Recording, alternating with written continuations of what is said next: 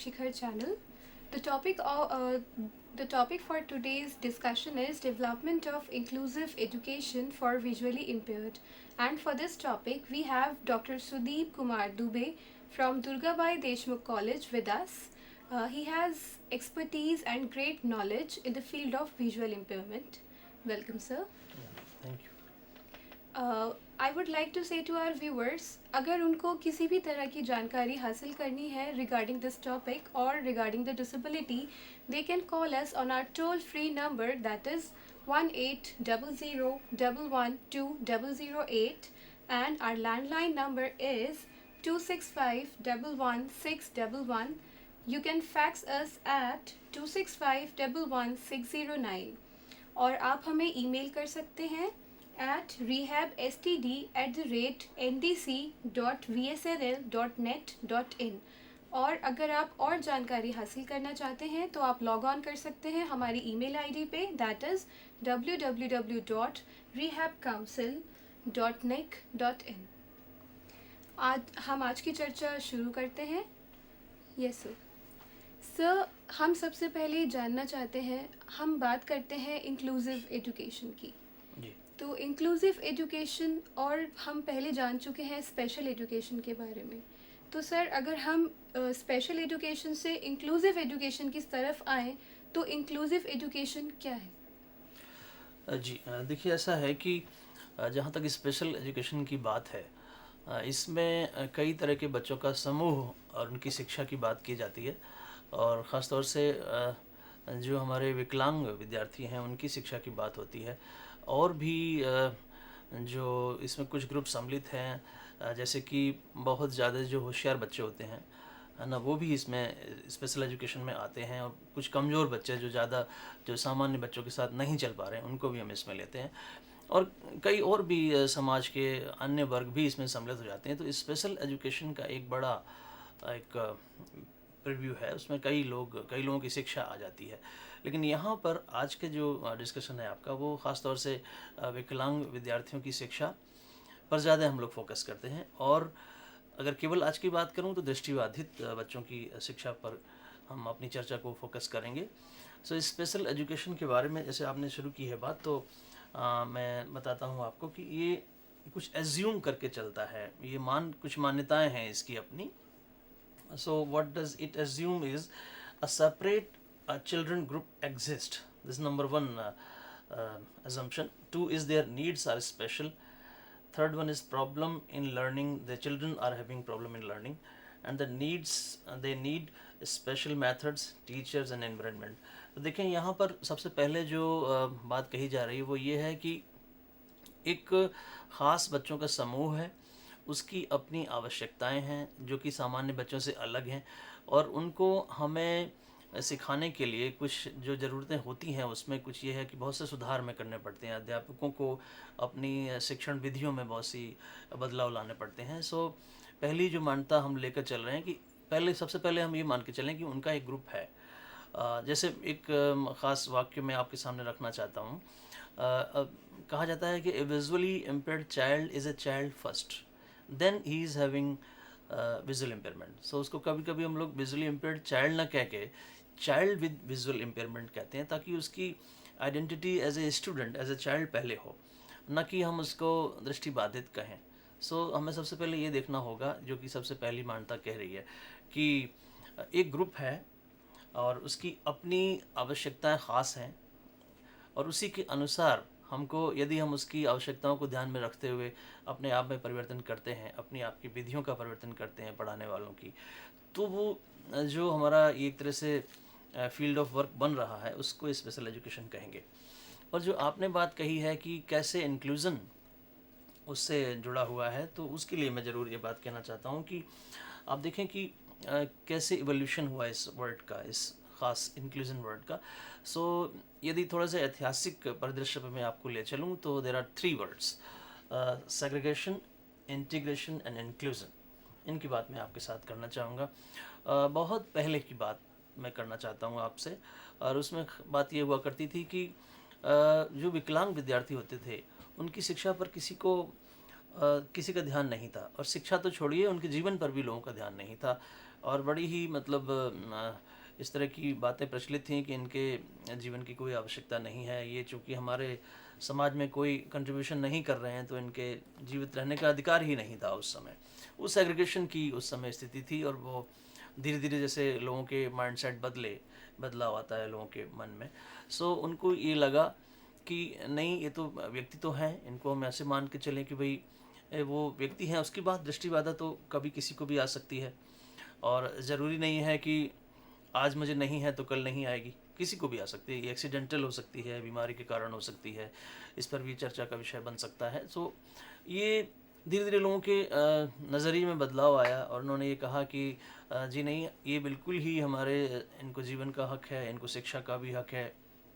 फिर धीरे धीरे हमने उनको अपने आप में इंटीग्रेट करना शुरू किया, और इसकी बात भी मैं आपसे डिटेल में करना चाहता हूँ कि इंटीग्रेशन का मतलब क्या है, और ख़ासतौर से इंटीग्रेटेड एजुकेशन का क्या मतलब है, उसकी बात करेंगे, और फाइनली इंक्लूजन पर हम आने की कोशिश करेंगे।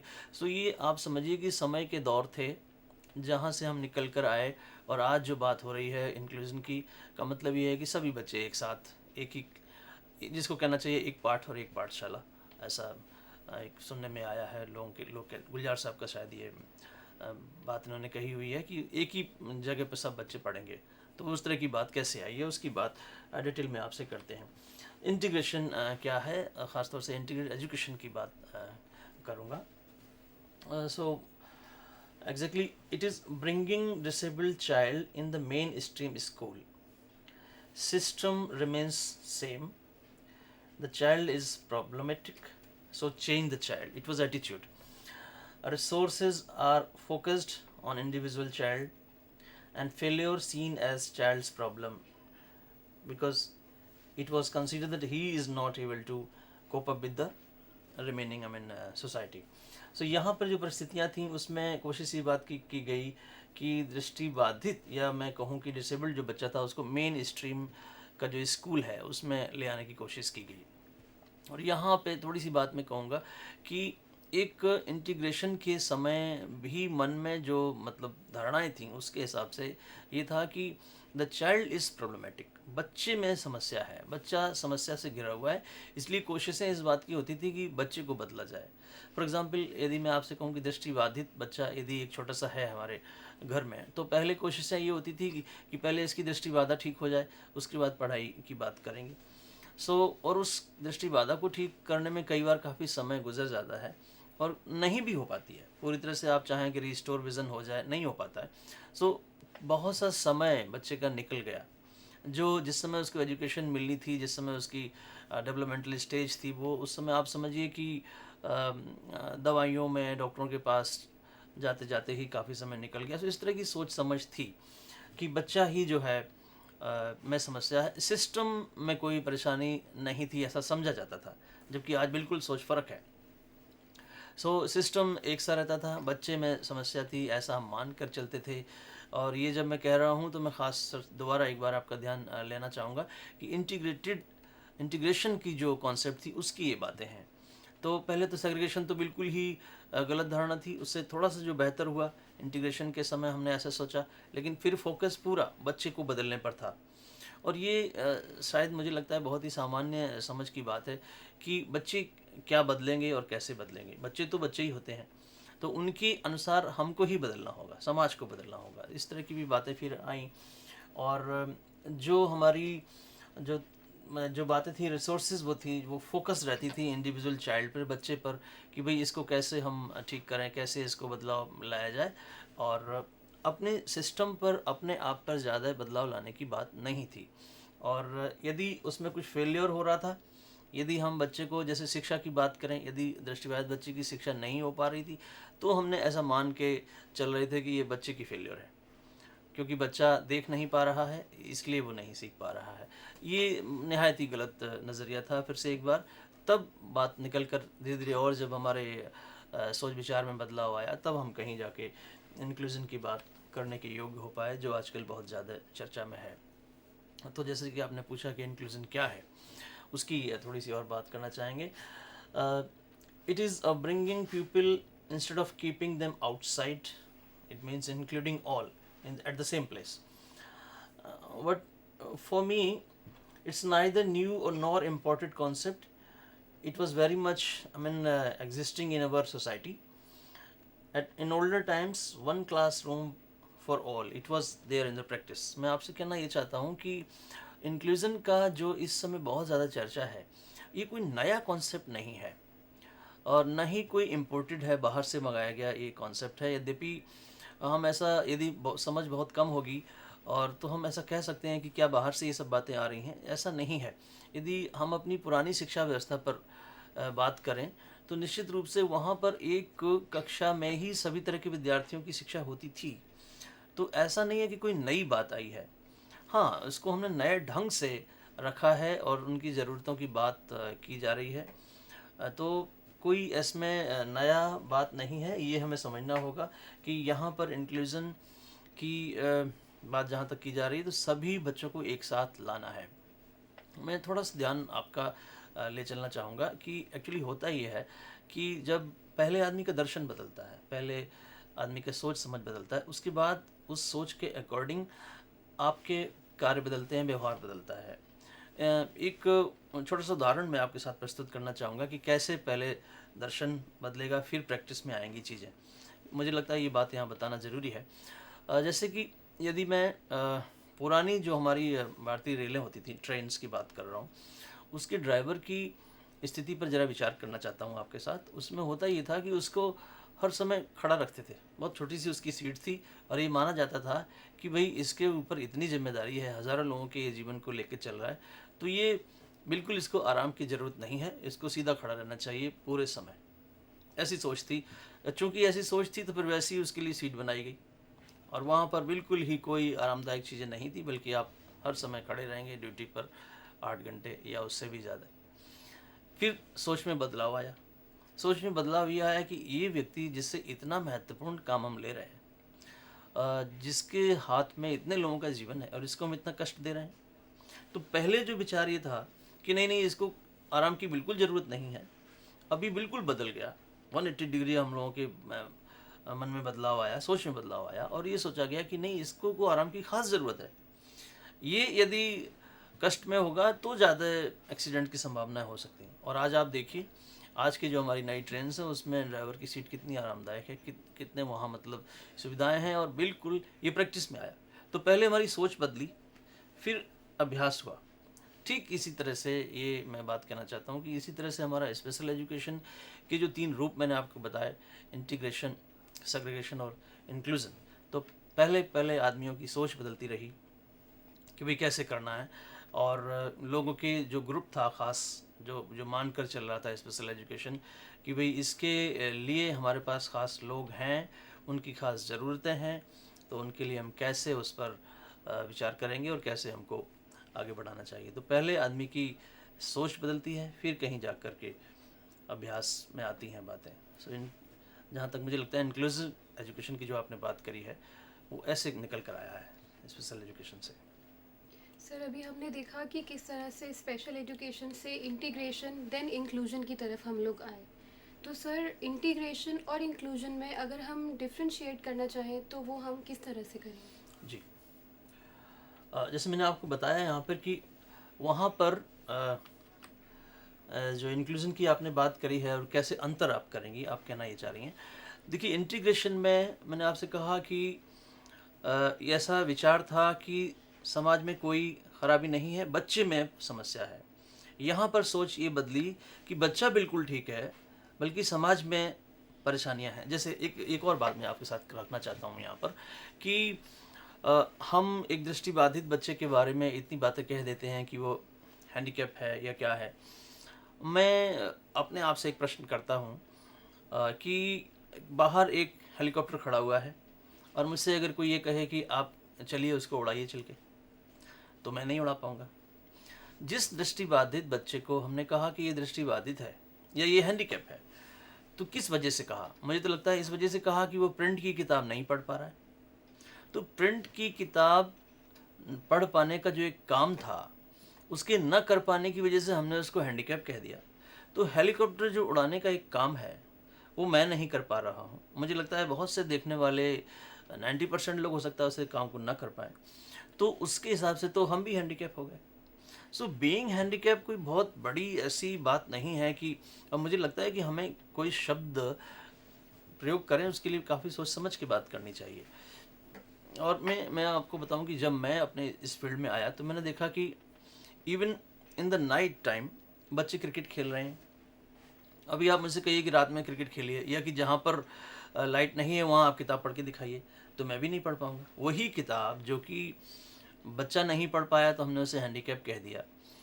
इनकी मैं और अभी आपसे चर्चा जब आगे बढ़ेगी तो बात ये होगी कि दृष्टिबाधित बच्चों के लिए बुक्स बनती हैं, वो ब्रेल में होती हैं।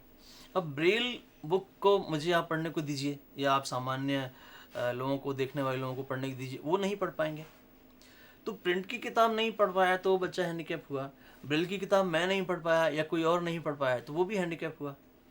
सो सोच बहुत ज़रूरी है कि हम किसके लिए क्या बात रख रहे हैं। ये बात हमें, मुझे लगता है, ध्यान में रखनी चाहिए हर समय, तो हमें उसके प्रति जो हमारा रवैया होगा वो बदलेगा। और मैं चूंकि आपसे ये रहा था कि जो समस्या है वो किसी की भी साथ कभी भी आ सकती है, बीमारी कभी भी हो सकती है। आप देखें कि पहले बीमारियां होती हैं, और यदि बीमारी इलाज से ठीक हो जाए तो अच्छी बात है। यदि बीमारी लंबे समय तक चलेगी तो आप जिस अंग की वो बीमारी होगी उसको वो ख़राब करेगी। जैसे मान ली आँख की यदि मैं बात करूँ तो आँख के जो काम है, आँख का काम सामान्य रूप से ये है कि वो देखने का काम है। और यदि आँख में कोई बीमारी हुई है जो ठीक नहीं हो रही है तो हम देख नहीं पाएंगे, यानी कि अंग के स्तर पर हमारे पास इम्पेयरमेंट आया। उसके बाद क्या होगा, चूंकि हमारी आंख देख पाने का काम नहीं कर पा रही है, इसलिए हम बहुत से काम नहीं कर पाएंगे। I am not able to do certain activities जहां पर विजन रिक्वायर्ड था।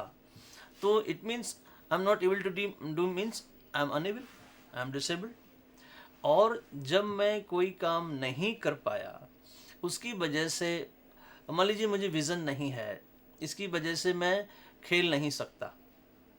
अब खेल नहीं सकता, जो बॉल हिट की गई है उसको मैं तेज़ी से भाग के पकड़ नहीं सकता। अब इस वजह से लोग मेरे साथ ना खेलना चाहें, मेरे साथी मुझसे दोस्ती ना करना चाहें। तो यहाँ पर एक एलिमेंट और सम्मिलित हो जा रहा है सोसाइटी का। तो सबसे पहले बीमारी हुई, फिर हमारा अंग के स्तर पर हमारे साथ इम्पेयरमेंट या बाधा आई। उसके बाद ये हुआ कि I am not able to do certain activities, मैं योग्य नहीं हूँ, अयोग्य हूँ। तो जैसे विजुअल डिसेबिलिटी की बात की। और उसके बाद जब हमारे से लोगों ने दूरियां बनाना शुरू कर दी तब कहीं जाके हैंडीकैप हुआ। सो हैंडीकैप आया कैसे, ये बिल्कुल ही एक एटीट्यूडनल क्वेश्चन है। जो हमारे रवैये होते हैं, जो हमारी सोच होती है, वृत्तियाँ जो होती हैं, वहाँ से जाकर समस्या ज़्यादा गंभीर हो जाती है। सो यदि हम, जो लोग काम करने वाले लोग हैं, समाज के जो लोग हैं, उसमें यदि थोड़ा सा सोच में बदलाव लाएं तो मुझे लगता है कि इस समस्या से हम निपट सकते हैं। बाकी इंक्लूज़न की बात आपने चूँकि कही थी कि कैसे अंतर है, थोड़ा सा और उस पर आपका ध्यान चाहता हूँ मैं। देखिए इंक्लूज़न क्या कहता है। Inclusion says that all children can learn and change the system to fit the child. पहले बात हो रही थी कि बच्चे में बदलाव ज़रूरी है, सिस्टम बिल्कुल ठीक है, लेकिन यहाँ ये बात की जा रही है कि जी नहीं, सिस्टम में बदलाव ज़रूरी है। फॉर एग्ज़ाम्पल, वो किताब की यदि मैं बात कर लूँ, यदि बच्चा प्रिंट की किताब नहीं पढ़ पाया तो आप उसे ब्रेल की किताब दीजिए, वो उतनी ही तेज़ी से पढ़ता हुआ आपको मिलेगा। So there is a need to change the system, there is a need to change the material required for the child. यहाँ पर बच्चा नहीं बदलेगा, बच्चा वैसा ही रहेगा। सो ये बात यहाँ पर खास कही जा रही है। उसके बाद address all type needs, not just disability. Teachers, school responsible for learning, focus on curriculum flexibility, technology, failure seen as system failure। देखिए खास बात यहाँ पर जो कही जा रही है कि यदि फेलियर हुआ, जो इंटीग्रेशन में जिसको आपने कह दिया था कि बच्चे का फेलियर है, यहाँ पर बच्चे का फेलियर नहीं है बल्कि सिस्टम का फेलियर है। तो ये एक बहुत ही बड़ा मानसिक बदलाव जो आया इंक्लूजन के समय कि भाई बच्चा बिल्कुल ठीक है, बच्चा नहीं बदलेगा, सिस्टम को बदलना होगा। So here we find the failure in the system, system में फेलियर हुआ है। और जो करना हमको ये होगा कि केवल उसकी डिसेबिलिटी पर ही हम ध्यान न दें, बल्कि बाकी की इसकी और भी जो आवश्यकताएं हैं उस पर भी हमें ध्यान देना होगा। साथ ही साथ टीचर्स को, स्कूल को रिस्पॉन्सिबल होना होगा, अकाउंटेबिलिटी लेनी होगी लर्निंग के लिए।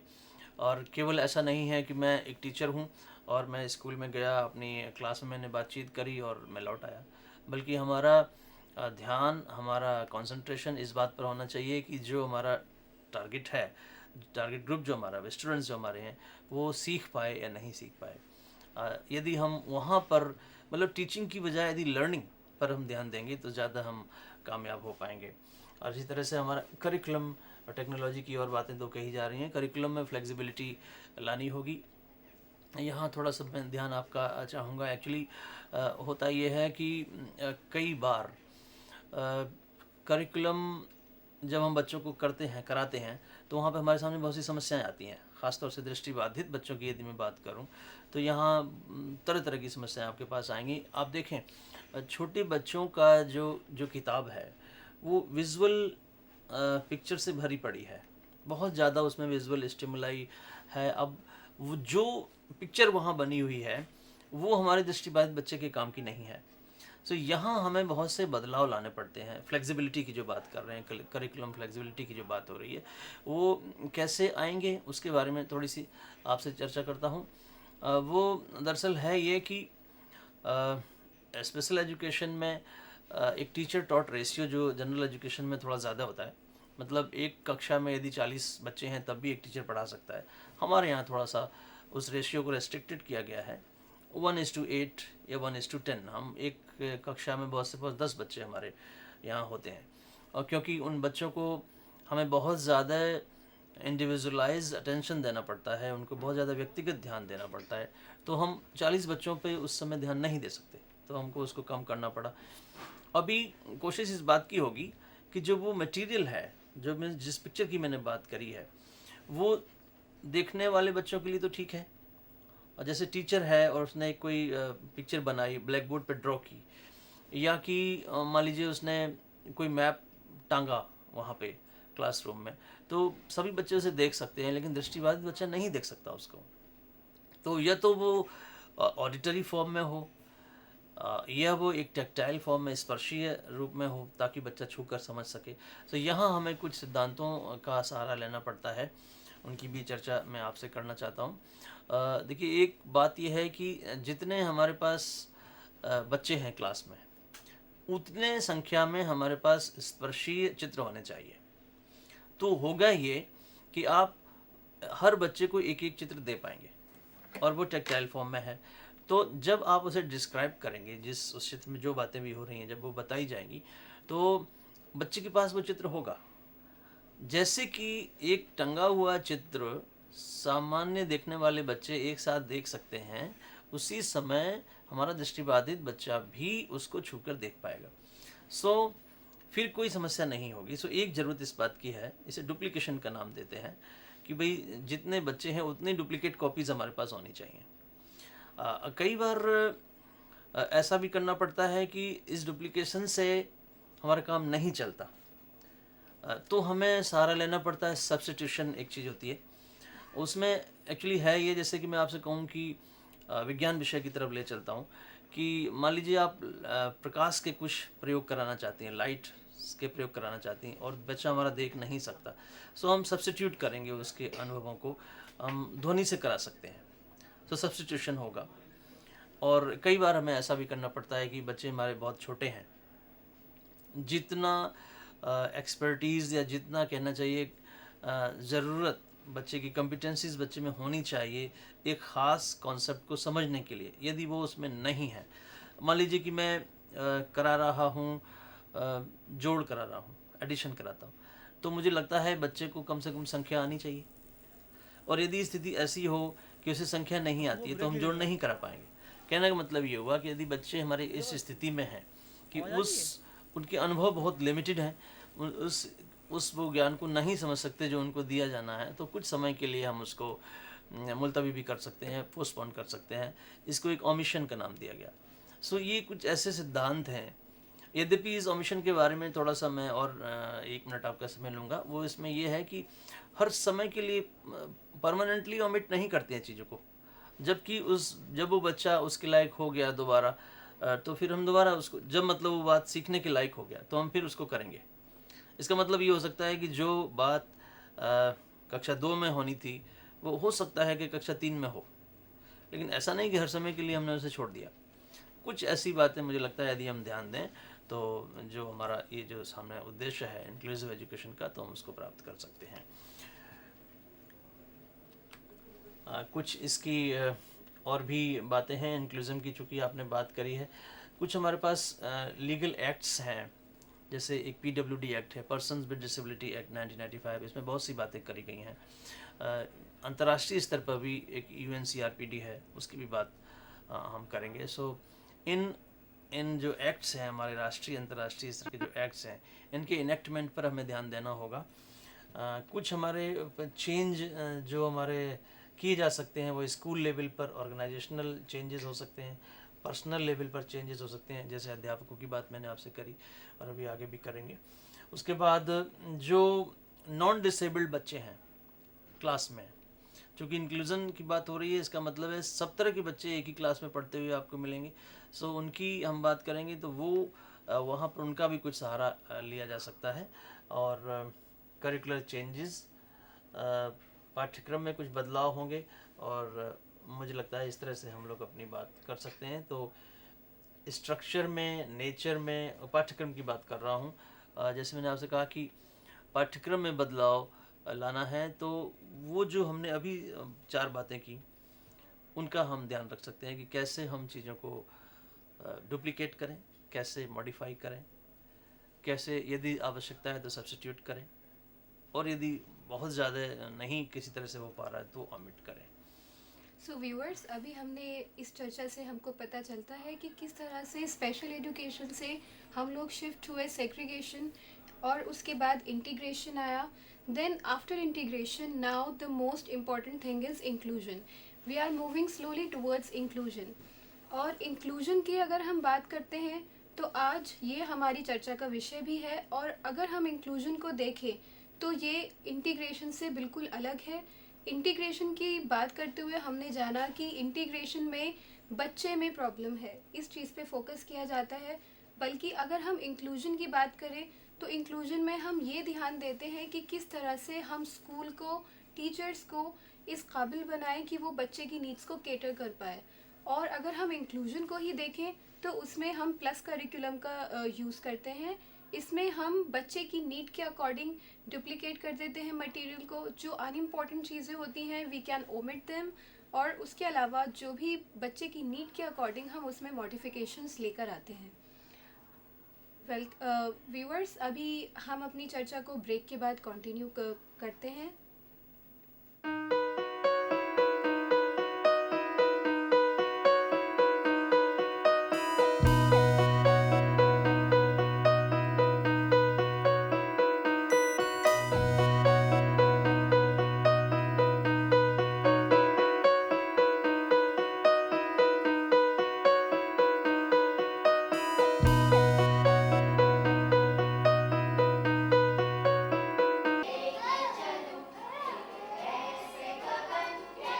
This is Aparna.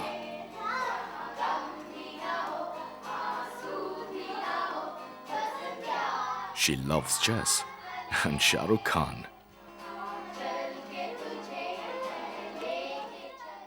Her best friend is Swati.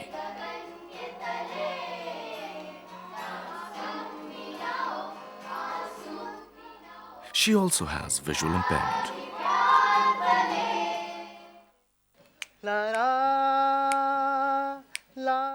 This is Neeraj.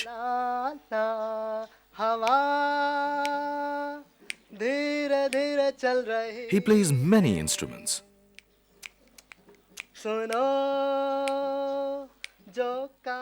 He loves Mohammad Rafi and cricket.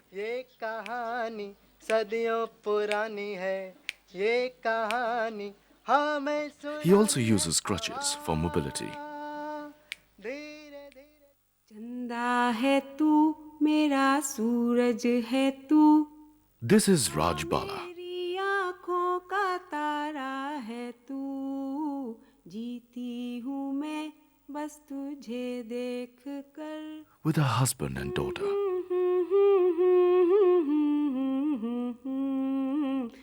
She loves cooking and watching TV. सूरज है तू, आ she also has cerebral palsy.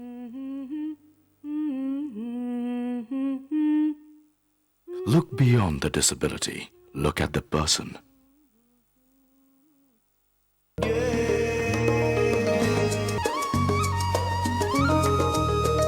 कोई मुश्किल हो दूर मंजिल हो never stops us from dreaming हारता है वो हार माने जो we are what we believe in हम धरती को अंबर से मिला दें हम उड़ सकते हैं उड़कर दिखा दें हम छू लें सितारों को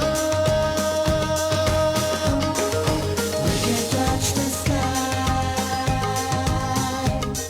आशा के पंखों पे We can and we will fly We can and we will fly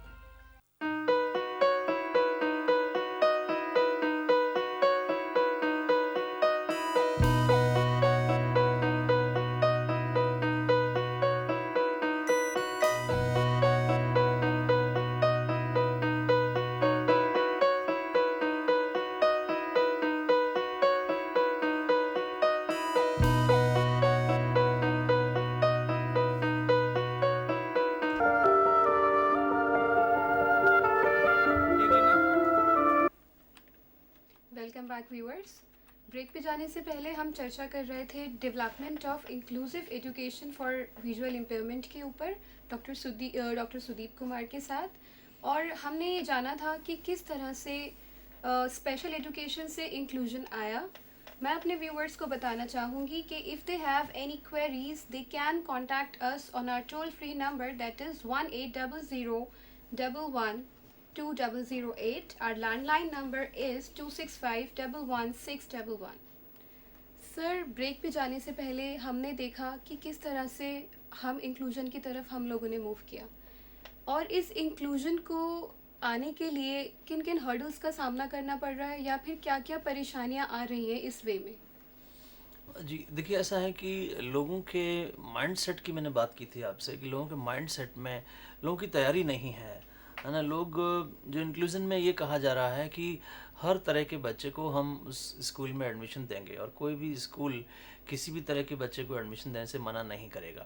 सो इसके लिए स्कूल तैयार नहीं है, इसके लिए टीचर्स तैयार नहीं हैं, और उनके तमाम तरह की क्वेरीज़ हैं जिनको कि हम हर्डल्स का नाम दे रहे हैं कि क्या क्या बाधाएं हैं जो रियलाइजेशन ऑफ इंक्लूजन में मतलब अपना रोल प्ले कर रही हैं। तो उनकी बात करते हैं। जनरली लोग जो टीचर्स हैं इन द रेगुलर स्कूल्स, जो सामान्य बच्चों की जो स्कूल्स हैं, वहाँ के जो टीचर्स हैं उनको लगता है कि यदि कोई दृष्टि बाधित बच्चा या किसी अन्य तरह से बाधित बच्चा यदि हमारे क्लास में आएगा, स्कूल में आएगा, तो क्या क्या समस्याएं हो सकती हैं, उनकी बात आपके साथ करता हूँ। सो देखें, वी डू नॉट नो, ये उनके सभी अपनी डर हैं जिनकी बात मैं आपसे कर रहा हूँ। We do not know how to teach her means the child with visual impairment, she'll slow down the class, we would not be able to adjust, parents of other children will object, no equipment knowledge, and we admit her only if taught at home। इस तरह की कुछ बातें वो लोग कहेंगे। सो एक एक करके मैं आपके साथ डिस्कस करता हूँ कि देखिए, सबसे पहले जो अध्यापकों की तरफ से जो बात आने जा रही है वो ये है कि हम नहीं जानते कि इसको कैसे पढ़ाएंगे। तो यहाँ पर ज़रूरत इस बात की है कि टीचर की जो कॉम्पिटेंसीज़ हैं, टीचर में जो बात है, उसके मन को सबसे पहले तैयार होना होगा, उसको अपने मन से तैयार होना होगा कि हमें सब तरह के बच्चों की रिस्पॉन्सिबिलिटी लेनी है, उनको पढ़ाना है। सो ये जो इनका एक डर जो है, जो सही भी हो सकता है। जैसे मान लीजिए, जिसमें आपसे कह रहा था कि वो जो सामग्री थी, जो दृष्टिबाधित बच्चे को पढ़ाने के लिए ज़रूरी थी, यदि मैं बनाना न जानता हूँ, बना भी लिया या कहीं से ख़रीद लिया, यदि मैं उसको बच्चों को प्रेजेंट ना कर पाऊँ, या मैं ही यदि एक्चुअली चीज़ों को ना समझ पाऊँ कि कैसे बच्चे समझते होंगे, तो ज़रूर हम अपने आप को असहाय महसूस करेंगे कि भाई बच्चों को कैसे पढ़ाया जाएगा। तो सबसे पहली उनकी टीचर्स की तरफ से जो बात आती है वो ये है कि we do not know how to teach the child with visual impairment, पहली बात। दूसरा ये है कि she slow down the class. वो और भी बातें आपसे करेंगे, वो ये कहेंगे कि हमारे क्लास का जो पेस है, जिस पर कि एक सामान्य बच्चे चल रहे हैं, जैसे मैंने आपसे कहा कि एक कोई चित्र है जो सामने हमारे वाइट बोर्ड या ब्लैक बोर्ड पे बनाया गया है, उसको एट द सेम टाइम सभी बच्चे कॉपी कर सकते हैं, सभी बच्चे उसे देख सकते हैं। लेकिन चूंकि हमारा ये दृष्टिबाधित बच्चा है और ये देख नहीं रहा है, और टीचर का कंसर्न ये है कि यदि इस बच्चे पर हमने ध्यान दिया ज़्यादा, तो हमारी जो बाकी के जो बच्चे हैं उनकी जो पेस है वो कम होगी, क्लास की पेस कम हो जाएगी। तो ये उनका एक कंसर्न हो सकता है। ऐसी बातें, और ये बिल्कुल रियल बातें हैं जो कि मतलब लोगों से बातचीत करते हुए आई हैं। तो उसमें एक उनका कहना ये है कि भाई हमारी क्लास जो है वो स्लो हो जाएगी। और यहाँ पर एक और समस्या की वो बात करेंगे, वो ये है कि जब मान लीजिए कि हम एक दृष्टिबाधित या दो बच्चों के साथ अपने टीचर को अपने लगाया, इन्वॉल्व किया, और बाकी बच्चे अपना सवाल हल करके बैठे हुए हैं, तो खाली समय वो क्या करेंगे? तो एक इनडिसिप्लिन की बात भी वो सोच सकते हैं, चाहे भले ही वो क्रिएट हो या ना हो, लेकिन वो सोच सकते हैं कि देखिए, जब हम अपने ये दो बच्चों पर कंसंट्रेट कर रहे हैं, क्योंकि वो बच्चे ज़्यादा समय लेंगे कोई बात समझने में, तो टीचर यदि वहाँ पर अपना इन्वॉल्वमेंट दिखाएगा तो बाकी बच्चे अपना कुछ शैतानियाँ कर सकते हैं। तो ये बात भी वो कहेंगे आपसे कि इस तरह की समस्याएं आ सकती हैं, that she not be able to adjust. वो जो बच्ची है या जो बच्चा है, दृष्टिबाधित है जो बच्चा, वो एडजस्ट नहीं कर पाएगा, ऐसी बातें करेंगे। मतलब एक तरह से आप एग्जैक्टली वर्ड बहाना कहना अच्छा नहीं होगा, क्योंकि उनके भी कंसर्न हो सकते हैं, लेकिन ये कहना कि इन वजहों से यहाँ पर दिक्कतें आएंगी, ऐसा कहा जा सकता है। तो उस दृष्टिबाधित विद्यार्थी के लिए ये भी कहा जा सकता है कि वो यहाँ एडजस्ट नहीं कर पाएगा, और उसको बेहतर ये होगा कि आप स्पेशल स्कूल में ले जाएं या रेजिडेंशियल स्कूल में ले जाएं। इस तरह की बातें कही जा सकती हैं, और ये बिल्कुल प्रैक्टिकल पॉइंट्स मैं आपके साथ शेयर कर रहा हूँ। Parents of the other children will object, ये बहुत ही एक बात है जो दूसरी कंसर्न के रूप में ख़ास तौर से निकल कर आ रही है कि जो सामान्य सीइंग चिल्ड्रन जो हैं, जो देखने वाले बच्चे हैं, उनके जो पेरेंट्स हैं, वे दिक्कत खड़ी कर सकते हैं। वे कह सकते हैं कि भाई हमारे बच्चे के साथ यदि बच्चा पढ़ेगा तो कैसा होगा। और जैसे कि पुरानी बातें भी यदि मैं करूं कि भाई स्पेस ही इस क्लास का कम हो जाएगा, तो आप उस पर ध्यान दोगे तो इन बच्चों का क्या होगा। तो और ज़्यादातर बच्चे वो हैं, सीइंग चिल्ड्रन ज़्यादा हैं संख्या में, तो स्कूल या टीचर इस बात पे ज़्यादा कंसर्न दिखा सकता है कि बाकी के बच्चों के जो पेरेंट्स हैं वो ऑब्जेक्ट यदि करेंगे तो हम कैसे अपनी बात को जस्टिफाई करेंगे। तो इस तरह की कुछ बातें ज़रूर। सर, अगर हम हर्डल्स की बात कर रहे हैं, तो जैसे कि अभी हमने देखा कि parents of other children will object, तो हम इसमें ये कह सकते हैं कि एटीट्यूडनल बैरियर भी हमारे सामने आ सकता है। डेफिनेटली मैं बताऊं, एटीट्यूडनल बैरियर, अभी बैरियर हम लोग बैरियर फ्री एनवायरनमेंट की बात करेंगे। एटीट्यूडनल बैरियर सबसे बड़ा बैरियर है, सबसे हर्डल सबसे बड़ी यही है कि हमारा सोच, हमारा जो रुझान है, जो एटीट्यूड की जो आप बात कर रही हैं, अभिव्यक्ति जो है, वो सबसे बड़ा बैरियर है इस अपने इंक्लूजन का जो रियलाइजेशन है उसमें। तो बिल्कुल आपने सही प्रश्न उठाया।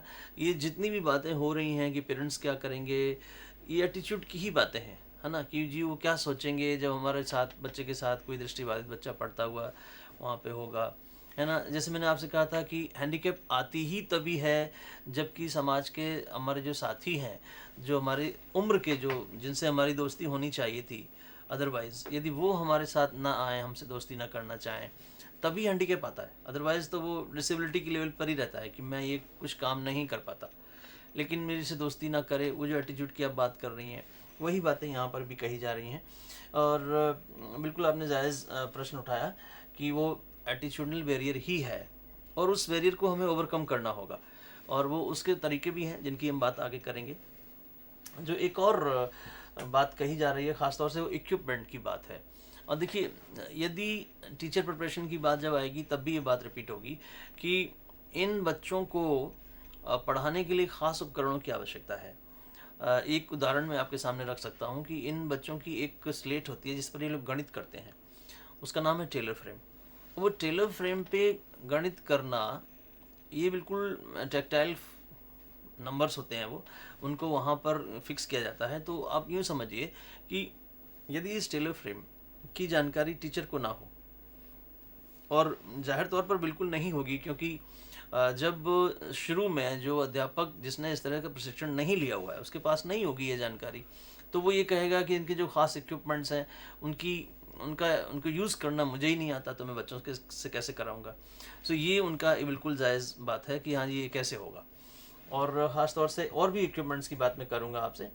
और ये देखिए, लास्ट में उन्होंने ये कहा कि we'll admit her if taught at home. वो ये कहेंगे आपसे, ये कह सकते हैं कि ऐसा करिए, एडमिशन में इसका कर ले रहे हैं यहाँ पर, लेकिन घर में आप पढ़ाने की कोशिश, घर में पढ़वा लीजिए। ये देखिए, ये तो बिल्कुल ही हास्यास्पद बात हुई कि स्कूल में एडमिशन होगा, स्कूल तैयार नहीं है, स्कूल अपने आप में इक्विप्ड नहीं है, या क्वालिफाइड इनफ स्टाफ नहीं है, इस वजह से ये कहा जाए कि आप अपने बच्चे को घर पर पढ़ा लीजिए। अब जब टीचर्स नहीं पढ़ा पा रहे हैं तो पेरेंट्स कैसे पढ़ा लेंगे? हाँ, फिर वो आप एक मेल प्रैक्टिस शुरू होगी, फिर ट्यूशन होगा, क्या होगा, इस तरह से मतलब कुल मिला के आपको ऐसे ऐसे पॉइंट्स बताए जाएंगे जो आपको बड़े वैलिड लगेंगे। लेकिन यहाँ पर बात यही है कि हमें उसके लिए तैयार होना होगा। तो कैसे तैयार होंगे, देखें आप ज़रा। स्कूल को तैयार होना होगा, सबसे पहले स्कूल को तैयार होना होगा, उसके बाद बच्चे में भी कुछ तैयारियाँ होंगी, उसकी भी बात आपसे करेंगे। So how to prepare a school for this inclusion, कैसे हम तैयारी करेंगे इस बात की, इसमें ज़रा देखें आप। We have to have the space for children to move about, ramps at the ground and garden etc, contrasting colors at stairs for low vision children, railing tactile marking of the floor, sudden drop in the level to be barricaded, uniform and bright light, rooms with braille plate, library with computers with speech software. अब देखें, ये कुछ school की तैयारियां हैं जो कि inclusion में बहुत ज़्यादा ज़रूरी हैं, और स्कूल को पहले से ही तैयारी करनी पड़ेगी, तभी उन बच्चों की वो नीड्स को कैटर कर पाएगा। सर, अभी हमने देखा स्कूल रेडीनेस के बारे में, ये जी। सब हमारे एनवायरमेंटल चेंजेस या फिर आप मॉडिफिकेशंस की अभी हमने बात करी। जी जी सर, टीचिंग लर्निंग मटेरियल जो कि एक बहुत इम्पोर्टेंट पार्ट है, जी। तो उसको हम चाइल्ड रेडी कैसे बनाएंगे? वो भी स्कूल रेडीनेस का ही एक हिस्सा है। बिल्कुल है, बिल्कुल है। केवल विधियां ही नहीं, लेकिन मटेरियल की आपने बात करी है, तो मटेरियल हमको दो फॉर्मेट में लाना होगा, whether it should B tactile और ऑडियो। ये तो वो श्रवणीय हो, सुना जा सके ऐसा मटेरियल हो, या वो छूने में आ सके, यानी कि जो ज्ञानेंद्रियां, सेंस ऑर्गन्स की बात कर रहा हूँ, जो उसकी बची हुई हैं, जो फंक्शनिंग है, उसके माध्यम से यदि वो सूचना इकट्ठी हो सकती है तो वो बच्चा कर पाएगा। सो मटेरियल जो है, जो कि ज़्यादातर विजुअल है, जैसे कि आप देखिए पूरे क्लास में विजुअल डिस्प्लेस होते हैं, पोस्टर्स लगे हुए हैं, क्या क्या वहाँ पर सूचनाएं हैं, है ना। और मुझे तो लगता है कि क्लास फुल ऑफ इंफॉर्मेशन होता है। अभी वो इंफॉर्मेशन जो दीवारों पर चिपकी हुई है और प्रिंट के लेटर्स में, वो हमारे बच्चे के काम की नहीं है। सो हमें ऐसा फॉर्मेट तैयार करना होगा। जैसे मैं नोटिस बोर्ड की बात करूं, नोटिस बोर्ड पे मुझे लगता है बच्चे आते जाते एक बार ज़रूर निगाह डालते हैं कि क्या नई बात क्या बताई जा रही है स्कूल में। अब अगर वो प्रिंट में लिखी हुई है तो फिर से हमारा बच्चा नहीं पढ़ पाएगा। सो वहाँ ज़रूरत इस बात की है कि ब्रेल में भी नोटिफिकेशन किया जाए, नोटिस टांगा जाए, ताकि वो बच्चा छूकर उसको समझ सके। और ख़ास बात ये और भी होगी कि उस बच्चे की हाइट पर भी होना चाहिए। बहुत ज़्यादा ऊपर आप यदि उनको टांग देंगे, क्लासरूम मैनेजमेंट की बात भी आपसे करूँगा, तो वहाँ पर भी कुछ छोटी छोटी बातों का भी ध्यान रखना पड़ता है कि जो इन्फॉर्मेशन यदि आपने दी भी और वो एक्सेसिबल नहीं है, बच्चे तक पहुँच नहीं पा रही है, तब भी वो किसी काम की नहीं है। सो आप देखें कि क्या क्या तैयारियाँ हो सकती हैं। बच्चों को जगह ज़्यादा चाहिए होगी। देखिए, आप उनके पास एक चलने फिरने के लिए एक स्टिक होती है, जिसको कि वाइट केन हम लोग कहते हैं, दृष्टिबाधित बच्चों के पास होती है, तो वाइट केन लेकर वो मूव करेगा।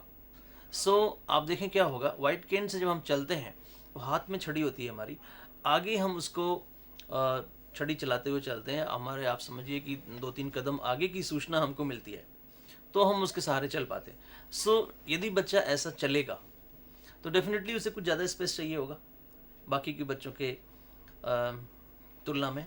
बाकी ये जो जो इक्विपमेंट्स की बात हो रही है, जो किताबों की बात हो रही है, ब्रेल बुक्स अपने आप में बल्कि होती हैं, तो जो उसका सामान रखने का रैक है वो भी कुछ बड़ा चाहिए। स्पेस की बात कर रहा हूँ, तो ज़्यादा स्पेस ना केवल सामान रखने के लिए बल्कि मूवमेंट के लिए भी, है ना। सभी जगह हमें थोड़ी सी तैयारी ये करके चलनी होगी कि जो बच्चा हमारे पास एडमिशन लेने आ रहा है उसकी क्या क्या ज़रूरतें हैं। बाकी की ग्राउंड्स पर आपने रैम्स की बात करी। रैम्स की बात देखिए, केवल यदि इंक्लूजन की बात कर रहे हैं तो केवल दृष्टिबाधित बच्चों की बात हम नहीं कर सकते। बाकी अन्य बाधाओं से ग्रसित, मान लीजिए कि कोई चलने फिरने में बाधा है, किसी को कोई व्हील चेयर पर है, ऐसा बच्चा भी हो सकता है, तो उसके लिए रैम्प की ज़रूरत है।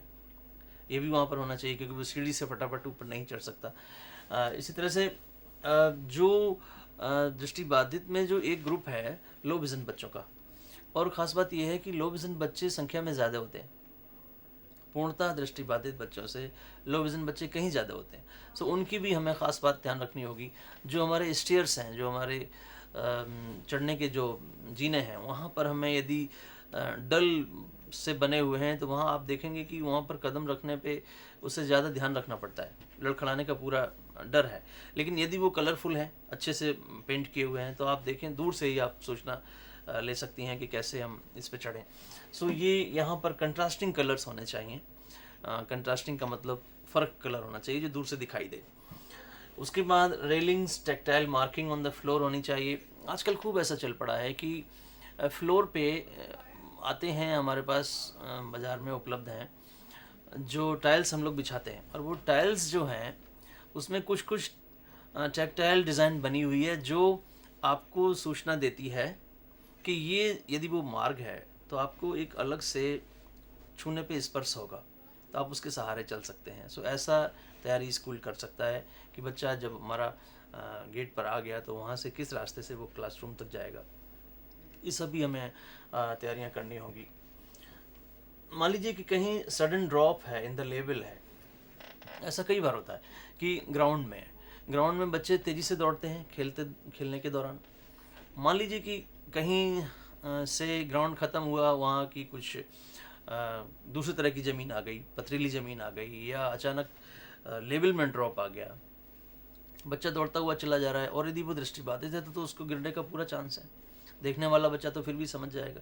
सो वहाँ ऐसी जगहों पर ख़ास तौर से आपको बैरिकेड लगाने होंगे कि ताकि वो उस गड्ढे में जाने के पहले कम से कम उसमें स्पर्श करके समझ पाए कि यहाँ तक हमारी या इसके आगे कुछ खतरा है।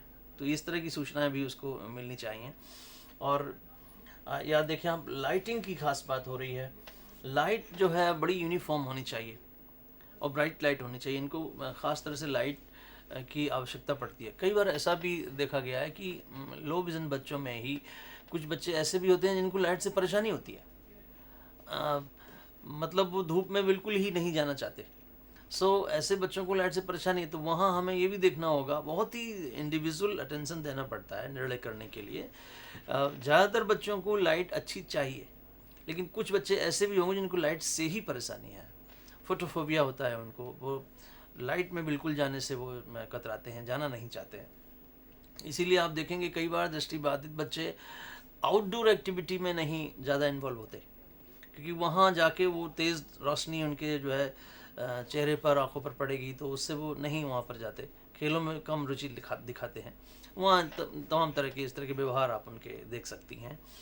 फिर जो रूम्स हैं उसमें यदि ब्रेल में लिखा हुआ हो कि कौन सा रूम है, क्लासरूम है, लाइब्रेरी है, या और भी हमारे तमाम यूटिलिटी रूम्स होते हैं हमारे स्कूल में। तो वहाँ पर एक होना चाहिए बच्चे की समझिए चेस्ट हाइट के बराबर एक ब्रेल नोटेशन होना चाहिए, ताकि वो छू कर पढ़ सके कि ये रूम कौन सा है। ये सभी तैयारियां हम कर रहे हैं स्कूल की। और कंप्यूटर्स जो हमारे हैं उनमें भी आप देखें स्पीच सॉफ्टवेयर, एक जॉज करके सॉफ्टवेयर आता है, उसमें क्या है कि आप जो कुछ भी की इन डेटा करोगे वो बोलेगा, तो बोल कर आप सुन सकते हैं, है ना। बस एक छोटा सा सॉफ्टवेयर लगाना है, वो कंप्यूटर दृष्टिबाधित बच्चे की बिल्कुल ही उपयोगी हो जाता है। सो इस तरह की तैयारियां हमें स्कूल के लेवल पर करनी होगी। और कुछ बच्चों की तैयारियां भी हैं, बच्चों के लेवल पर भी कुछ तैयारियां हैं, उनके बारे में भी निगाह डाल लेते हैं। Motor development and physical wellbeing पर ध्यान देना होगा हमको, emotional health and positive approach to new environment, social knowledge and competencies, language skills, general knowledge and cognitive skills. देखिए कुछ बातें यहाँ पर की जा रही हैं कि चूँकि बच्चे को क्लासरूम में जाना है, स्कूल में जाना है, उसकी मोबिलिटी दृष्टिबाधित होने की वजह से बहुत ज़्यादा प्रभावित होती है। तो यहाँ इस खास बात हमें देखनी होगी कि उसका जो डेवलपमेंट है, जो बच्चे का जो सामान्य डेवलपमेंट है, वो पूरा हुआ है या नहीं हुआ है। चूँकि दृष्टि बाधित होने की वजह से वो इसका चलना फिरना बहुत मुश्किल हो जाता है, सो उसकी मोबिलिटी पर हमें ध्यान देना होगा। और मोबिलिटी डिपेंड करती है कि हमारा मस्कुलर डेवलपमेंट भी कैसे हुआ है। कई बार होता है ऐसा है कि जो छोटे बच्चे होते हैं वो अपने भाई बहनों को देखकर या कि दोस्तों को देखकर खूब दौड़ते भागते हैं, तो उनका अच्छा फिजिकल डेवलपमेंट होता है। लेकिन ये जो दृष्टिबाधित बच्चा है, इसको चूँकि वो अनुभव कम मिले हैं, इसलिए कई बार उसके आप देखेंगे जेस्चर में, पोस्चर में एक दृष्टिबाधित व्यक्ति खड़ा होगा तो ऑकवर्ड सा आपको हो सकता है दिखे, मतलब वो सीधा खड़ा नहीं होगा, क्योंकि उसे एक डर है। उसे एक डर इस बात का है कि हमारे दाएं बाएं पता नहीं क्या है क्या नहीं है, सूचना मेरे पास नहीं है, जब तक मुझे कोई बताएगा नहीं हमको पता नहीं चलेगा। सो एक पोस्चर में, एक फिजिकल डेवलपमेंट में एक लैकिंग आपको देखने को मिल सकती है। सो उसकी तैयारी मुझे लगता है घर में करवानी चाहिए। और इमोशनल हेल्थ की बात हो रही है, फिजिकल हेल्थ ही नहीं होती बल्कि कई तरह की हेल्थ, इमोशनल हेल्थ की बात हो रही है।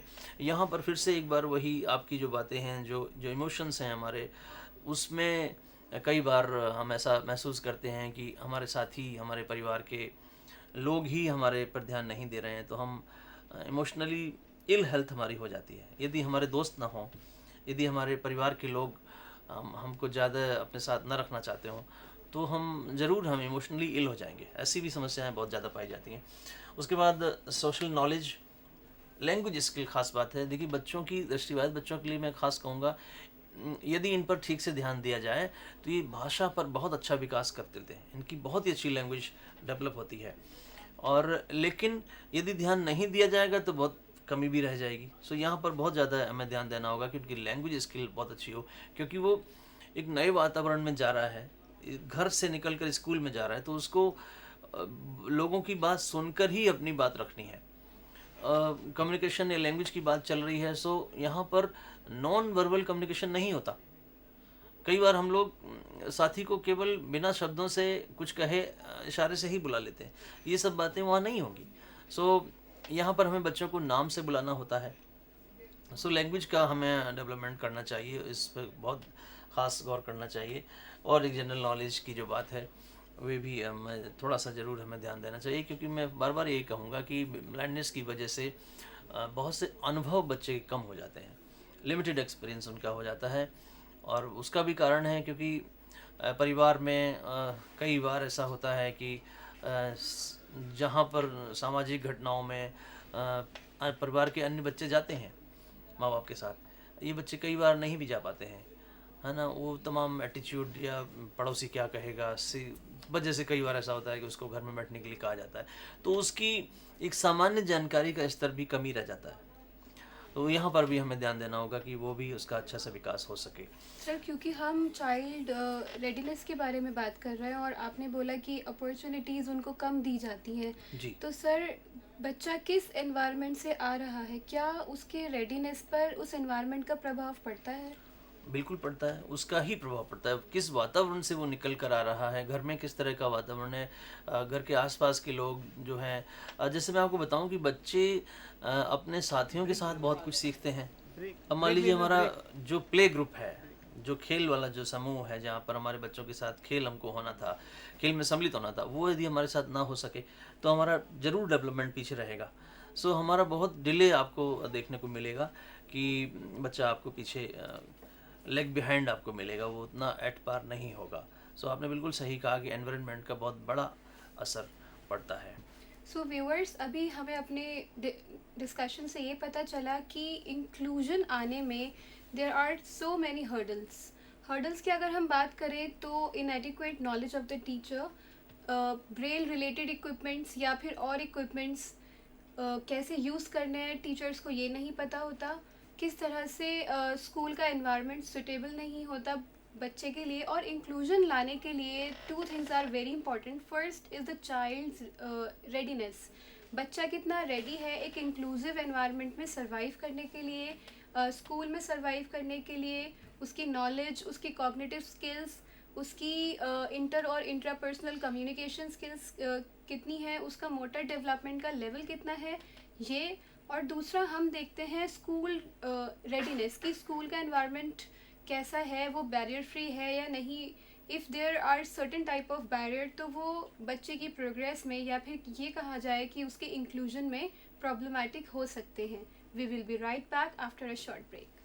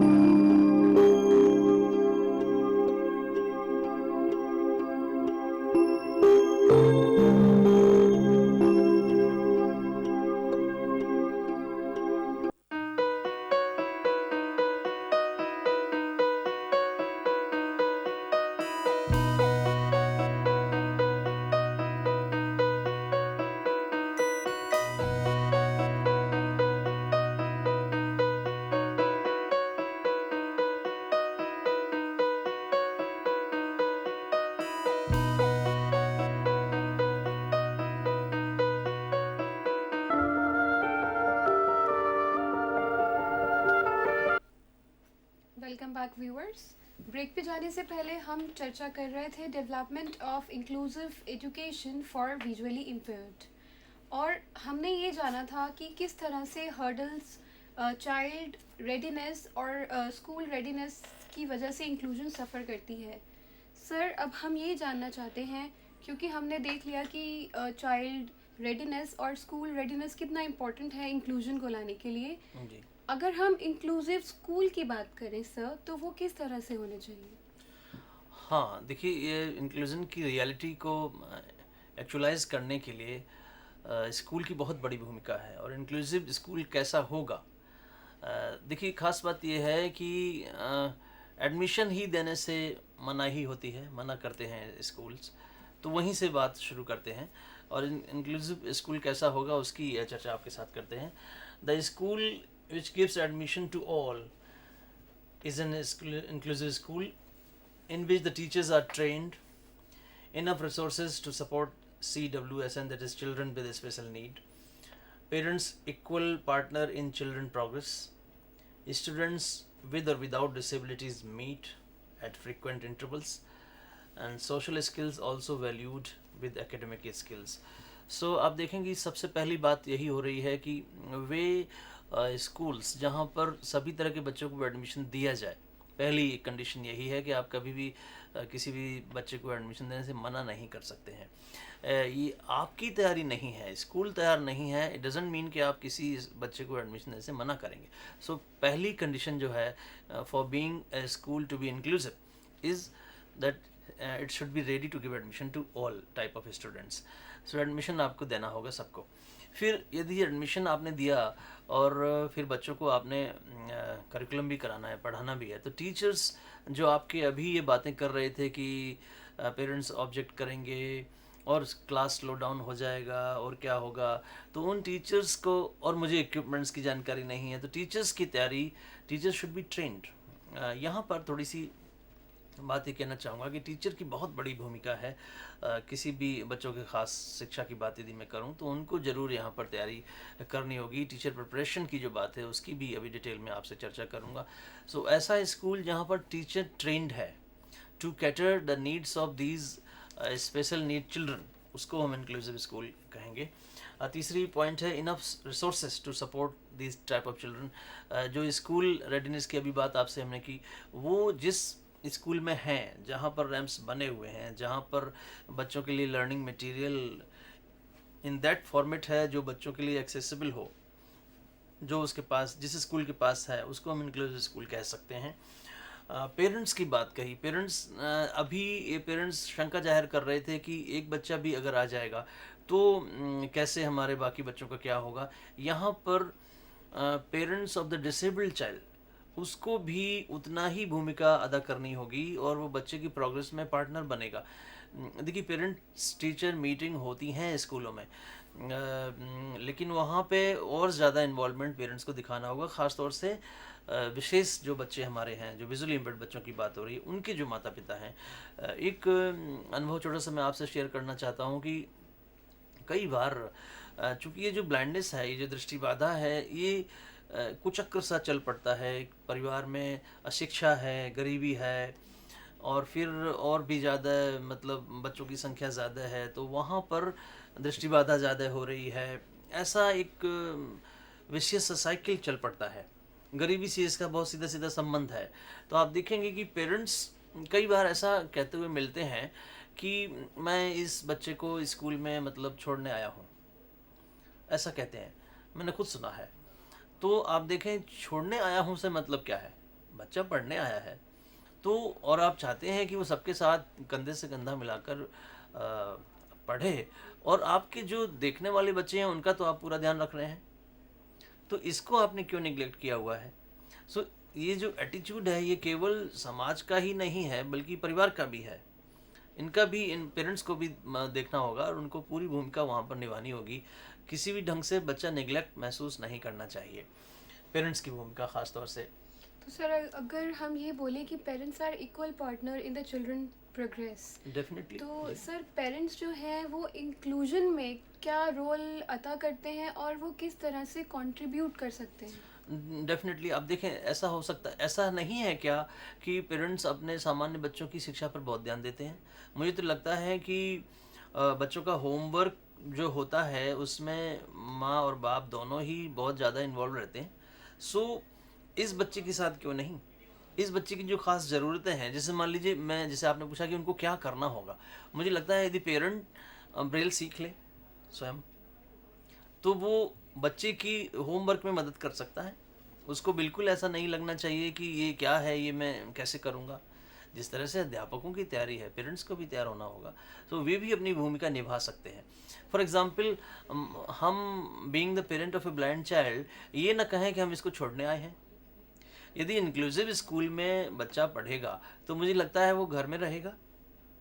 सो घर में रखें, न कि हम ये चाहें कि अभी ये बच्चा स्कूल का हो गया, ये पूरे समय स्कूल की जिम्मेदारी हो गई।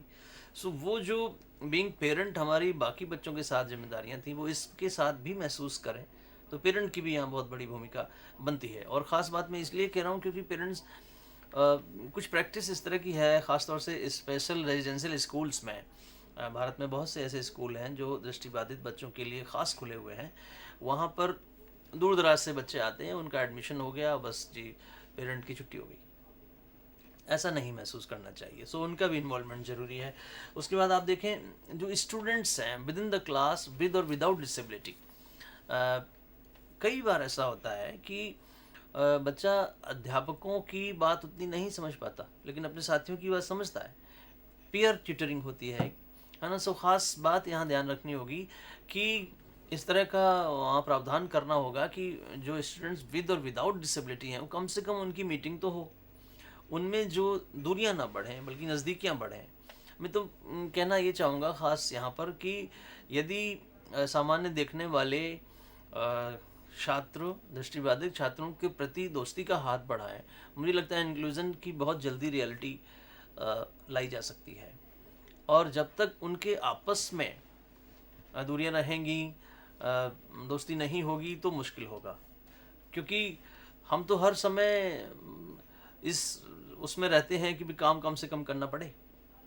यदि हमारे साथ हमारे खेल के समूह में एक दृष्टिबाधित बच्चा है तो हमें ज़रूर उसका ध्यान रखना होगा। यदि हम कहीं जा रहे हैं, मान लीजिए पिकनिक पर जा रहे हैं, एक हमारे साथ दृष्टिबाधित साथी है, तो इस बात की आशा मुझसे वो करेगा कि आप न केवल उसको चलकर पकड़कर गाइड करें, चलने में मदद करें, बल्कि आसपास क्या हो रहा है और क्या क्या सूचनाएं हैं वो उसको आप बताएं। सो यदि आप सामान्य तौर पर देखेंगे तो कोई भी ये एक्स्ट्रा बर्डन नहीं लेना चाहेगा। यहाँ पर वो बच्चों की जो बात हो रही है कि जो वो फ्रेंडशिप की जो बात है, वहाँ पर रोल प्ले करती है आके। उसके बाद ख़ास बात यहाँ पर एक लास्ट पॉइंट कहा जा रहा है कि social skills also valued with academic skills. देखिए, हमारी स्कूल्स की ज़्यादातर इस तरह की सोच होती है कि बच्चे को एकेडमिकली हम आगे बढ़ाना चाहते हैं, और यहाँ पर थोड़ा सा इंक्लूज़न की बात में ये कहा जा रहा है कि बच्चों में आपस में काफ़ी इंटरेक्शन होना चाहिए। तो यहाँ पर हमें थोड़ा सा जो हम इवैल्यूएशन बच्चों की करने जा रहे हैं, केवल प्योरली एकेडमिक ना करें, बल्कि जो देखने वाला बच्चा थोड़ा सा सोशल है या थोड़ा सा किसी सामाजिक सेवा में मान लीजिए संलग्न है, या कम से कम एक दृष्टिबाधित बच्चे के साथ दोस्ती ही करता है, तो मुझे लगता है उसको हम थोड़ा सा अच्छा मान सकते हैं।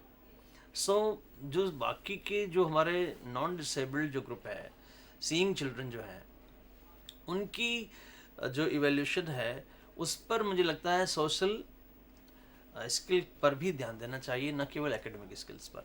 और जब हम ऐसा प्रमोट करेंगे एमंग द स्टूडेंट्स, तो वो जो बात है किसी की हेल्प करने की, किसी की हेल्पिंग हैंड बढ़ाने की, वो बात प्रमोट होगी और आपस में इंक्लूजन आएगा।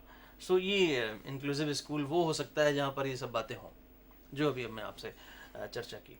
उसके बाद क्लासरूम की भी थोड़ी सी चर्चा करें कि क्लासरूम में क्या होना चाहिए।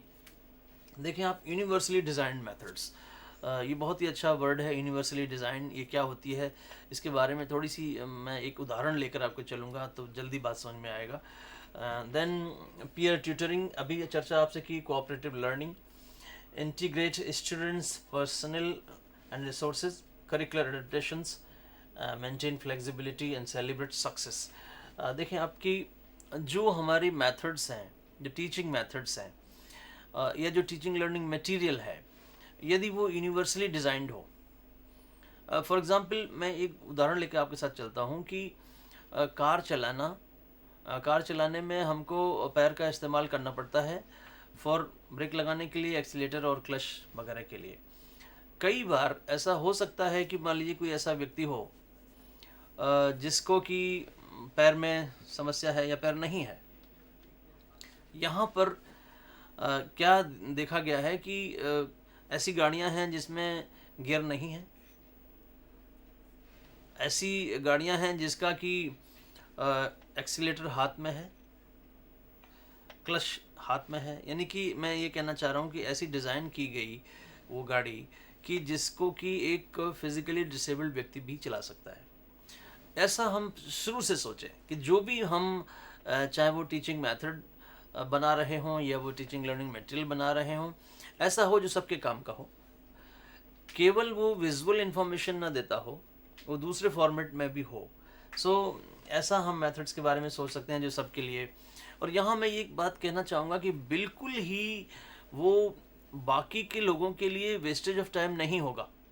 ऐसा नहीं हो सकता कि यदि वो टेक्टाइल फॉर्मेट में है तो वो जो सीइंग चिल्ड्रन है उनके लिए वो बोरियत वाला विषय होगा। ऐसा बिल्कुल नहीं होगा। आप करके देखें तो ज़रूर वहाँ पर भी हम देखेंगे कि आप देखिए, जैसे मैंने आपसे कहा, जो बच्चे देखते हैं वो देखने पर इतने ज़्यादा निर्भर होते हैं कि उनकी बाकी की जो स्किल्स होनी चाहिए सुनने की, वो कई बार सुनने पर ध्यान नहीं देते।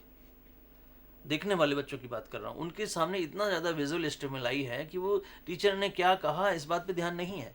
तो अगर हम सुन नहीं पाए टीचर की बात तो ये भी तो एक तरह से कमी है। या हम छू कर मान लीजिए ब्रेल नहीं पढ़ पा रहे हैं तो ये भी तो एक कमी है। यदि हम इस पर्सपेक्टिव में सोचें तो जो बाकी के हमारे जो फॉर्मेट्स हैं, टेक्टाइल हुए, ऑडिटरी हुए, उसमें भी जो नॉलेज दी जा रही है वो भी तो हम सीख सकते हैं। सो कोई भी बोरियत वाले मैटर नहीं है ये कि यदि हम टेक्टाइल करेंगे तो बाकी बच्चों के लिए समस्या होगी। सो यूनिवर्सली डिज़ाइन हमेशा हमें चीज़ें लेनी चाहिए, ऐसी बात करनी चाहिए जो सबके लिए एप्लीकेबल हो। पीयर ट्यूटरिंग की बात मैं आपसे कर चुका हूँ। कोऑपरेटिव लर्निंग, मिलजुल कर सीखना, इंटीग्रेट करें हम स्टूडेंट्स को not only but also personnel and resources.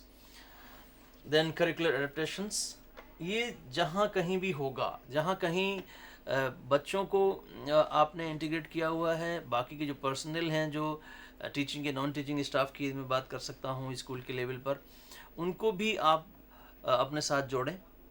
और जो हमारे रिसोर्सेज हैं, रिसोर्सेज हमारे फिज़िकल रिसोर्सेज हो सकते हैं, ह्यूमन रिसोर्सेज हो सकते हैं।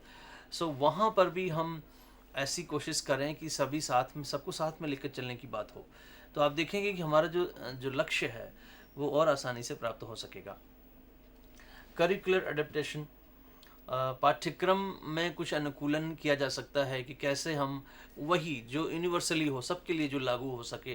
तो यदि हम ऐसा करेंगे तो आप देखेंगे कि वो हमारा जो क्लासरूम है वो सबके लिए काम आएगा, न केवल देखने वाले बच्चों के लिए बल्कि जो दृष्टिबाधित बच्चे हैं उनके लिए भी, या किसी अन्य समस्या से ग्रसित वाले बच्चे भी हमारे उस करिकुलम को वो ले पाएंगे। सर, अगर हम करिकुलर अडेप्टेशन की जैसे अभी हमने बात करी जी तो यहाँ पर हम करिकुलर स्किल्स के ऊपर ध्यान दे रहे हैं। जी हालांकि एक बच्चे के लिए नॉन एक्स्ट्रा करिकुलर एक्टिविटीज़ भी उतनी ही इम्पॉर्टेंट होती हैं जितनी कि करिकुलर एक्टिविटीज़ होती हैं। So specially for children with visual impairment के लिए हम ऐसी कौन सी एक्स्ट्रा करिकुलर एक्टिविटीज़ हैं जिन पे ध्यान दे सकते हैं? बिल्कुल आपने ठीक मुद्दा उठाया है। देखिए, एक पहले हम लोग बात कर रहे थे कि इवैल्यूएशन जो हो वो केवल एकेडमिक स्किल्स पर ना हो बल्कि सोशल स्किल्स पर भी हो। लगभग उसी से कुछ पैरेलल कोरोलरी हम इसमें ढूंढ सकते हैं। जो आपने कहा कि केवल करिकुलर स्किल्स की क्यों बात हो, बल्कि कि जो हमारी एक्स्ट्रा करिकुलर एक्टिविटीज़ हैं जिनका कि नाम आजकल बदल के को करिकुलर एक्टिविटीज़ कर दिया गया है ताकि वो एक्स्ट्रा न लगें। दरअसल ये भी चर्चा का विषय हो सकता है कि लोग कुछ ऐसे भी थे या हैं जो एक्स्ट्रा करिकुलर एक्टिविटीज़ है उनको मानते हैं कि वेस्टेज ऑफ टाइम है ना। बच्चा हमारा, कई बार ऐसे पेरेंट्स मिल जाएंगे आपको जो ये कहेंगे कि हमारा बच्चा किसी खेल में, किसी कंपटीशन में नहीं जाएगा, केवल पढ़ाई पे ध्यान देगा। सो वो उसको एक तरह से आप समझिए कि वो एक उसको अपॉर्चुनिटी नहीं मिल रही है। हमें को करिकुलर एक्टिविटीज़ पे ध्यान देना होगा और हमें ये देखना होगा कि जो आफ्टर ऑल हम पढ़ाई से क्या चाहते हैं, जो पढ़ाई हमारी हुई आफ्टर ऑल तो हम कोई कैरियर चाहते हैं। सो कैरियर केवल पढ़ने से ही नहीं बन रहा, पढ़ने से बन रहा है, इसमें कोई शक नहीं है कि पढ़ने से हम टीचर बन सकते हैं, पढ़ने से हम बहुत कुछ हम कर सकते हैं, ज़्यादातर काम हम पढ़ने से करेंगे। लेकिन जो हमारी बाकी की जो स्किल्स हैं, जो जैसे कि डिबेटिंग है या एक्स्ट्रा या को करिकुलर एक्टिविटीज़ की आप बात कर रही हैं, स्पोर्ट्स है, स्पोर्ट्स में भी तो लोग आगे बढ़ सकते हैं। मुझे लगता है कोई यदि बहुत अच्छा नरेटर है, वक्ता है, तो मुझे लगता है आजकल रेडियो जॉकी और टेलीविज़न एंकरिंग और क्या क्या ये भी तो कैरियर्स है, यहाँ पर भी हम आगे बढ़ सकते हैं, म्यूज़िक में हम आगे बढ़ सकते हैं। सो केवल ऐसा नहीं है कि हम पढ़ें और टीचर बन जाएं। ऐसा यदि हम थोड़ा सा विचार करेंगे तो निश्चित रूप से जो आपने पॉइंट उठाया है कि हम को करिकुलर एक्टिविटीज़ पर भी हम ध्यान दें, निश्चित रूप से हम उनको ध्यान। और आजकल तो ओवरऑल डेवलपमेंट की बात हो रही है, सर्वांगीण विकास होना चाहिए। केवल किताबी कीड़ा हमको नहीं बनना है, हम अपनी बात को रख भी पाएँ, है ना, हमको कोई नाजायज़ ना दबाए, तो हमें अपनी आवाज़ भी रखनी है, तो हमें वो सब भी गुण आने चाहिए और हम भी किसी को नाजायज़ परेशान ना करें, दूसरे की हमें समझ हो। तो ये जो कोऑपरेटिव लर्निंग की बात करी है, ये कैसे आएगी? मुझे लगता है समूह में जब कोई गतिविधि कराई जाएगी, समूह में बच्चे मान लीजिए खेल भी अगर रहे हैं, तो उन्हें साथ में रहना सीखते हैं वो उस समय कि कैसे हमें अपने मित्र का ध्यान रखना है। सो ये सब बातें वहाँ पर आती हैं। सेलिब्रेट सक्सेस एक पॉइंट कहा जा रहा है।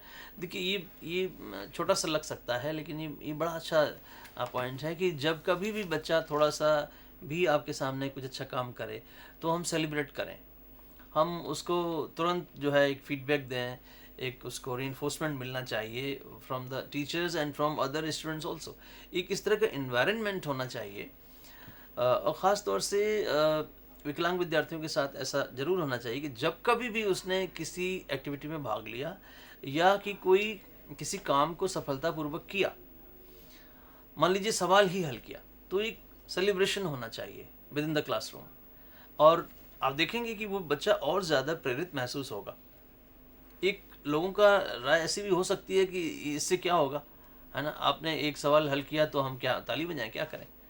लेकिन नहीं, मुझे लगता है कि आपको उसने यदि 10 साथियों ने उसको शाबाशी दी, टीचर ने शाबाशी दी, तो वो और ज़्यादा मोटिवेट होगा, उसे लगेगा कि ऐसा करने से ऐसा होता है, तो और अच्छा उसके साथ होगा। ऐसा हमें अपने आप में बदलाव लाने होंगे। सो ये हम कुछ काम कर सकते हैं जो कि ख़ासतौर से इंक्लूसिव स्कूल और क्लासरूम के लिए जो बातें चल रही थी।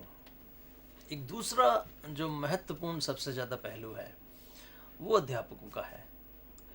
टीचर, सबसे ज़्यादा अहम भूमिका टीचर्स की है इंक्लूज़न लाने के लिए। सो टीचर्स की तैयारी की बात हो भी चुकी है और टीचर्स की और ज़्यादा बात आवश्यक है स्पेसिफिकली, क्योंकि टीचर्स जब वहाँ पर एक जिम्मेदार भूमिका में हैं, बच्चे अभी भी लर्निंग स्टेज में है, लेकिन टीचर जो है वो सही जब तक नहीं होगा तब तक हम पूरा नहीं अपने आप को तैयार कर पाएंगे। सो आप टीचर ज़रा देखेंगे टीचर को क्या क्या ज़रूरत है इंक्लूज़न के लिए। He has to be patient and flexible, also has to solve the problems and assess strength, to utilize varied interest and motivation. He has to set high and individualized goals, has to make changes whenever required. He has to organize activities for diverse learning, for diverse abilities, to reward daily success for children, and also collaboration with the special teachers. ख़ास general teachers की बात हो रही है कि सामान्य जो हमारे जो अध्यापक है, सामान्य विद्यालयों की बात हो रही है जहाँ पर इंक्लूज़न अभी आना है, उनकी बात चल रही है। तो उनको बहुत ज़्यादा धैर्य रखना होगा, क्योंकि यहाँ पर कई बार ऐसा होता है कि और ये बहुत ही आवश्यक है धैर्यवान होना। ये जो हमारा दृष्टिबाधित बच्चा है, ये सीखने में थोड़ा ज़्यादा समय लेगा और बहुत ही वैज्ञानिक कारण है इसका। हमें थोड़ा सा समझना होगा कि जो देखने का काम है वो होता है लाइट की मदद से, and light travels eight a very faster speed. जो सुनकर जो हमारे दृष्टिबाधित बच्चे काम करेंगे, that depends on sound. Sound की स्पीड बहुत कम होती है इन कंपैरिजन टू लाइट। सो यदि आप साइंटिफिकली भी कहें तो कोई भी व्यक्ति यदि सुनकर कोई काम करेगा तो उसको समय लगेगा। एक सवाल बचपन में हमसे पूछा जाता था कि बादल जब आते हैं तो पहले बिजली दिखाई देती है, उसके बाद गड़गड़ाहट सुनाई देती है, इसमें कितना अंतर होता है? इस तरह के सवाल आते थे उस समय। तो पहले बिजली दिखती है क्योंकि बिजली की चाल तेज है, और जो आवाज़ आ रही है बादलों से वो बहुत बाद में आती है। तो ये अंतर तो देखने और सुनने में भी होगा। हमारा दृष्टिबाधित बच्चा चूंकि सुनकर सीखेगा, चूंकि छू कर सीखेगा, इसलिए उसकी गति कम होगी। वो उस गति से टीचर परेशान ना हो जाए, वहाँ पर उसे बहुत पेशेंट होना पड़ेगा। टीचर को कई बार व्यक्तिगत रूप से बच्चे को समझाना होगा, बहुत पेशेंट होना पड़ेगा, फ्लेक्सिबल होना पड़ेगा, और उसको बच्चे की स्ट्रेंथ पर ध्यान देना होगा, बच्चे की वीकनेस पर ध्यान नहीं देना। बच्चा क्या नहीं कर सकता है इस पर ध्यान हमको नहीं देना, बल्कि वो क्या कर सकता है। कर तो हम भी बहुत कुछ नहीं सकते हैं। मुझे लगता है टीचर भी हो सकता है बहुत से काम ना कर सके। यदि कमियां ही ढूंढने लगे हम तो बड़ा मुश्किल हो जाएगी। सो बच्चे की स्ट्रेंथ पर ध्यान दें कि ये क्या कर सकता है। मुझे लगता है ज़्यादा समस्या को हल करने में हम सफल होंगे। Utilise varied interest and motivation. आपके पास तमाम बच्चे हैं, देख भी रहे हैं, देख नहीं भी रहे हैं, और भी तरह के बच्चे हैं। सब बच्चों के इंटरेस्ट अलग अलग हैं, आप उनको उपयोग कर सकते हैं। अब देखिए बच्चे कैसे बच्चों की मदद करते हैं। मुझे लगता है एक होशियार बच्चा जो कि सवालों को हल करके पहले से बैठा हुआ है, उसको आप थोड़ा सा कह दीजिए कि अपने साथी को बताए, वो बहुत खुशी से बताएगा। तो उसका जो एक जो लेवल है उसका हम उपयोग करें, उसका जो इंटरेस्ट है, जो सब बच्चों के अलग अलग हैं, उनको उपयोग करें। हम बच्चे को समझना होगा कि ये जो बच्चा है इसकी क्या ज़रूरत है, और इसको हर समय मैं एज ए टीचर ना जाऊं बल्कि किसी उसके साथी की मदद ले लूं, ऐसा हो सकता है। सो वो जो कहना चाहिए कि एक रिसोर्सफुलनेस होनी चाहिए टीचर में, कि हमारे पास जो बच्चे हैं ये भी full of energy, full of resources, full of knowledge हैं, तो इनका हम उपयोग करें बाकी के बच्चों को आगे बढ़ाने में। इसी तरह से हम we have to set the high and individualise goals. हमें बिल्कुल ही इन बच्चों से कम तर एक्सपेक्टेशन नहीं रखनी है, बल्कि हम उनको बिल्कुल उनके अच्छे हाई व्यक्तिगत उद्देश्य बनाएंगे उनको आगे ले जाने के लिए। यदि हमने पहले से ही सोच लिया कि ये बच्चा दृष्टिबाधित है, क्या करेगा, तो हम कभी कुछ नहीं कर पाएंगे। इसलिए हमें उसके लिए बहुत ही अच्छे बड़े बड़े गोल्स बनाने होंगे जैसे बाकी बच्चों के होते हैं, और जहाँ कहीं भी ज़रूरत हो वहाँ पर हमें परिवर्तन करना चाहिए। We have to make changes according to the need, जैसा ज़रूरत हो। We have to organise activities for diverse abilities. यहाँ देखें हमारे पास जो समूह जिसकी मैं बात कर रहा हूँ बार बार, क्लासरूम की, अलग अलग बच्चों की एबिलिटीज़ हैं। हर बच्चे के पास कुछ ना कुछ एबिलिटी होती है, और कुछ बच्चे ऐसे हैं जो कि कुछ काम नहीं कर पा रहे हैं। सो हमें ऐसी एक्टिविटीज़ डिज़ाइन करनी होंगी, ऐसे समूह हम छोटे छोटे बना सकते हैं जिसमें कि कुछ बच्चे उस एक्टिविटी को कर पाते हों, कुछ सीखने वाली स्टेज पर हों। सो यहाँ पर स्मॉल ग्रुप इंस्ट्रक्शन हम दे सकते हैं बजाय कि बहुत बड़ा लार्ज ग्रुप इंस्ट्रक्शन के। यहाँ पर हम बच्चों की डाइवर्स जो उनकी एबिलिटीज़ हैं, जो कुछ बच्चों का बहुत ज़्यादा अच्छी पकड़ होती है, उनका हम उपयोग कर सकते हैं। और जैसे हमने आपसे कहा टू रिवॉर्ड डेली सक्सेस, जैसे ही बच्चा कोई कुछ काम अच्छे से करता है उसको ज़रूर रिवार्ड दिया जाए। और फाइनली स्पेशल टीचर्स यदि आपके स्कूल में हैं, ये वो टीचर्स हैं जो कि ऑलरेडी दृष्टिबाधित बच्चों की ख़ास ज़रूरतों के लिए ट्रेंड है। यदि ऐसे टीचर्स हमारे पास हैं तो जो सामान्य टीचर्स हैं उनको ज़रूर कोलैबोरेट उनसे करना चाहिए, ज़रूर उनसे बातचीत करनी चाहिए। उसमें होगा ये कि जो सामान्य बातचीत है वो बच्चा आपके साथ सीख लेगा, और जो उसे ख़ास स्किल्स चाहिए वो उन टीचर्स से सीखा जा सकता है। सो व्यूअर्स, अभी हमने ये जाना कि एक इंक्लूसिव स्कूल कैसा होना चाहिए और एक इंक्लूसिव क्लासरूम कैसा होना चाहिए। अगर हम इंक्लूसिव स्कूल की बात करते हैं तो एक इंक्लूसिव स्कूल चाइल्ड फ्रेंडली होना चाहिए, और वो एकदम बैरियर फ्री होना चाहिए, यूनिवर्सली एक्सेप्टेड डिज़ाइन वहाँ पर होना चाहिए, लेटेस्ट इक्विपमेंट्स और जितने भी रिसोर्सेज हैं जिसके थ्रू हम a child with visual impairment को पढ़ा सकते हैं वो वहाँ पर अवेलेबल होने चाहिए। और इसके अलावा अगर हम बात करें टीचर्स कॉम्पिटेंसीज़ की या फिर टीचर की रेडीनेस की, तो एक टीचर जो कि एक विजुअली इम्पेयर्ड चाइल्ड को पढ़ाने जा रहा है उसको सेल्फ मोटिवेटेड होना चाहिए। उसको ये ध्यान रखना चाहिए कि वो चाइल्ड की पेस के अकॉर्डिंग मूव करे और उसको पेशेंस के साथ काम लेना चाहिए और उसको ये देखना चाहिए कि किस तरह से वो राइट वे में मोटिवेट कर पाए बच्चे को। We will be right back after a short break.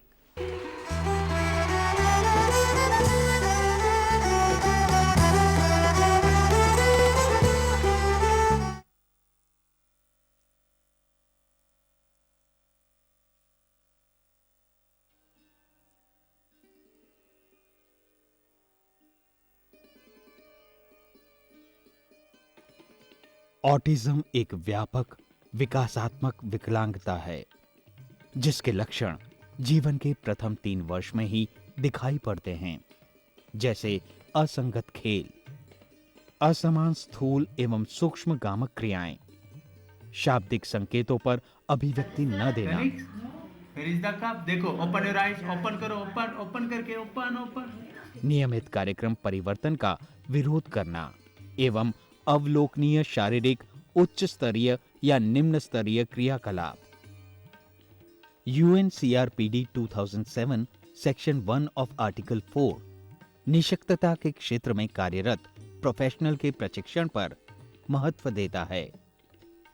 Autism के क्षेत्र में सरकारी एवं गैर सरकारी संस्थाएं कार्यरत हैं जो भारतीय पुनर्वास परिषद द्वारा पंजीकृत हैं। Society for advance study in rehabilitation एक ऐसी ही गैर सरकारी संस्था है। कनिष्क 13 साल का एक ऑटिस्टिक बच्चा है जो इसी संस्था से प्रशिक्षण प्राप्त कर रहा है। असंगत क्रियाएं, कार्यकलापों में निरस्ता,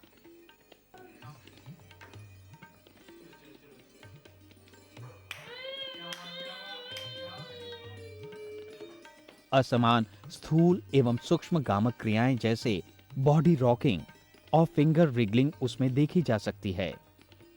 उसे मैचिंग और पेस्टिंग, पॉइंटिंग जैसी क्रियाएं सिखाई जाती हैं। Very good. Glass. Where is the glass? Glass. Very good. Cup को टच करो जल्दी से। कप को। Where is the cup? Very good. Cup में क्या करता है कनिष्क? टी पीता है। चलो glass. Where is the glass? Very good. चलो बाउल की तरह बाउल जल्दी से टच करो बाउल को। Very good. बाउल में क्या करता है कनिष्क? तथा साथ ही साथ रोजमर्रा की आवश्यकताएं जैसे खाना, पीना, कपड़े पहनना,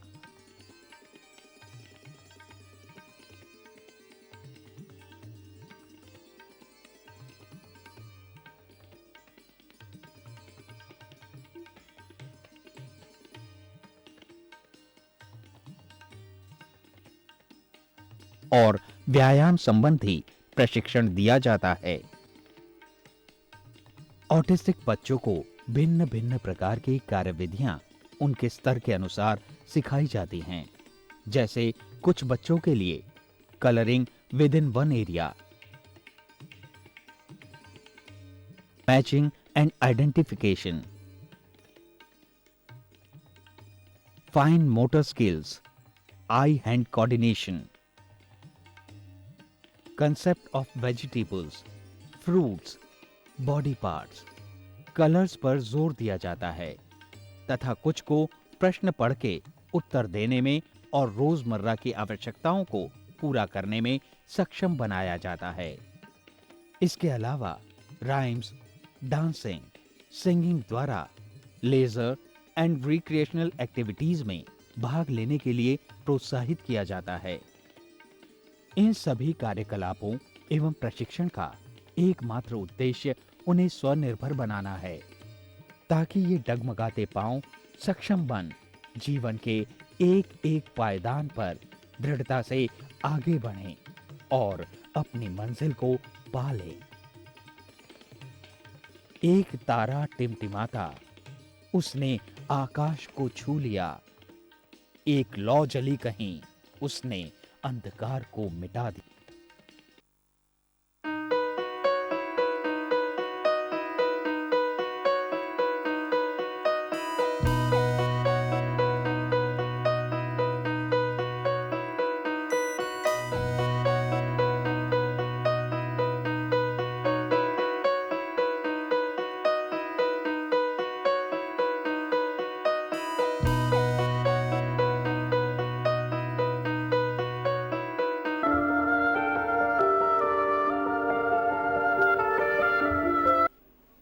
वेलकम बैक व्यूअर्स। ब्रेक पे जाने से पहले हमने देखा कि development of inclusive education for visual impairment, जो कि आज हमारा टॉपिक है, उस पर सर के साथ हमने डिस्कस किया कि किस तरह से teacher competencies plays very important role in inclusion. और अब हम आगे अपनी चर्चा को आगे बढ़ाते हुए अब हम देखते हैं कि कम्युनिटी सपोर्ट की अगर हम बात करें सर, तो जी। किस तरह से कम्युनिटी एक इम्पॉर्टेंट रोल प्ले करती है इन इंक्लूजन। जी। देखिए, इंक्लूजन को रियलिटी में लाने के लिए जितना टीचर की भूमिका है, कम्युनिटी भी उतना ही रोल प्ले करती है। और कम्युनिटी को भी बहुत ज़्यादा, आप शिक्षा को भी देखेंगे इन जनरल, तो इन जनरल शिक्षा का जो व्यवस्था है उसको बनाने में कम्युनिटी की बहुत बड़ी भूमिका है। और वहाँ पर भी हम रोल प्ले कर रहे हैं, और यहाँ ख़ास तौर से इन बच्चों के संदर्भ में और थोड़ी सी भूमिका हमारी बढ़ जाती है। सो उसके बारे में आपसे बात करता हूँ। बैरियर फ्री एनवायरनमेंट की बात आप कर रही थी।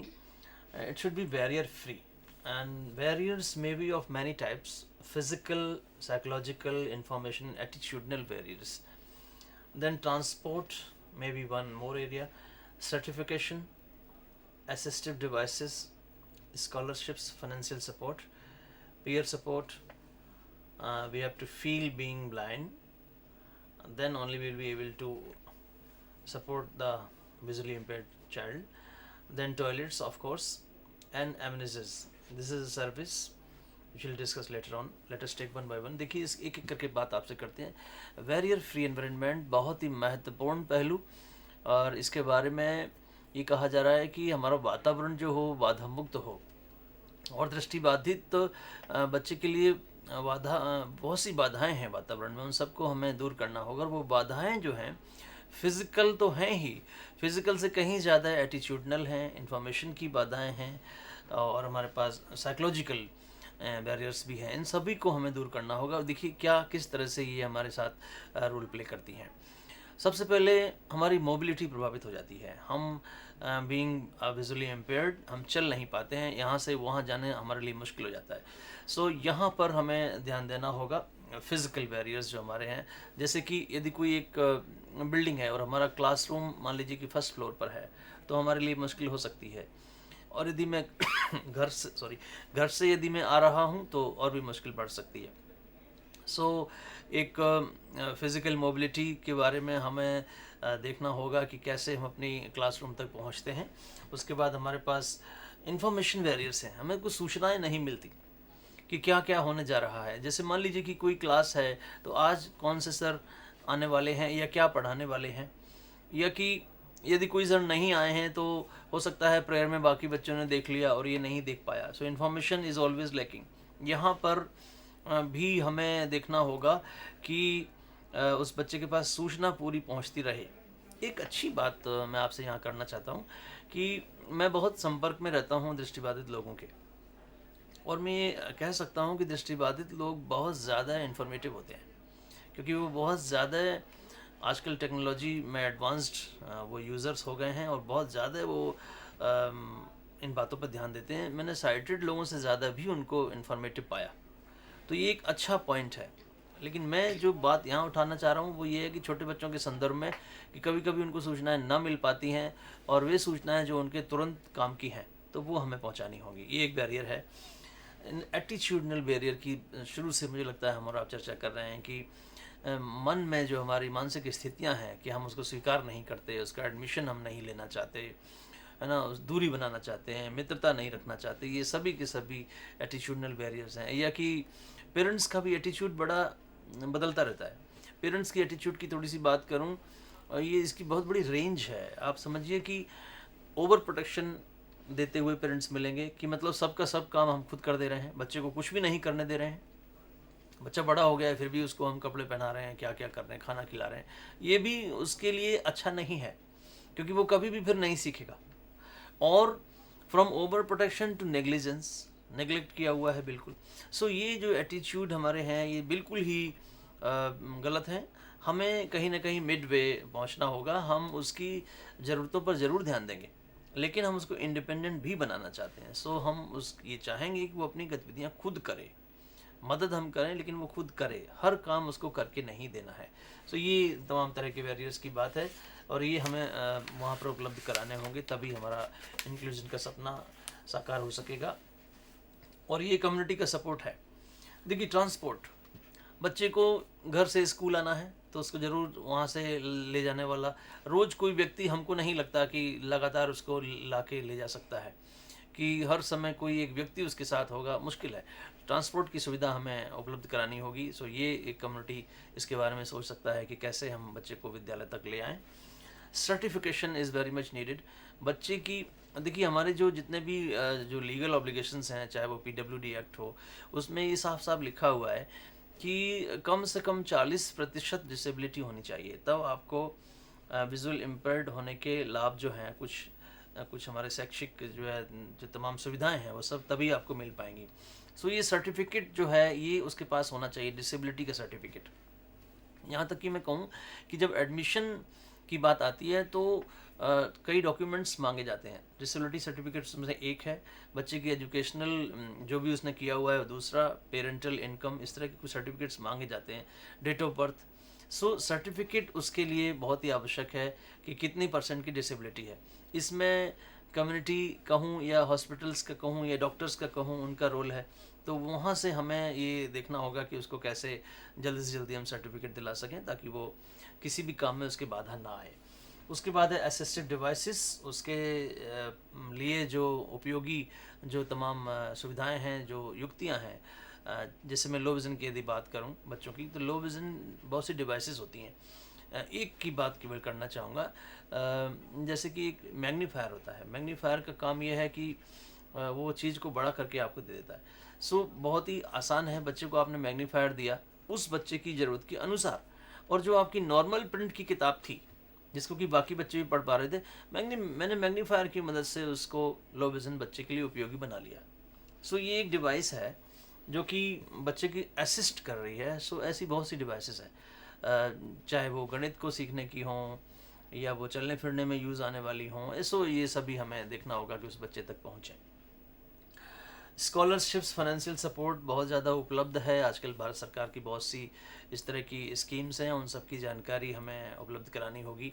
एक भारत सरकार की एडिप स्कीम है जिसके अंतर्गत बच्चे को 8 से 10 हज़ार रुपये तक की ज़रूरत वाली जो उनके उपकरण हैं वो खरीद कर दिए जा सकते हैं। तो ये मतलब सहायताएं जो हैं ये स्कॉलरशिप्स के रूप में कहाँ कहाँ उपलब्ध हैं, किन किन स्रोतों से हम संपर्क करके वो सब बच्चे के लिए ला सकते हैं, ये हमारा एक कम्युनिटी का काम है कि, और यदि नहीं है तो हम बना सकते हैं। स्कॉलरशिप्स कैन बी प्रोवाइडेड, की जा सकती हैं, ताकि बच्चे को कोई पैसे की संबंधित समस्या ना आए और वो अपनी पढ़ाई को जारी रख सके।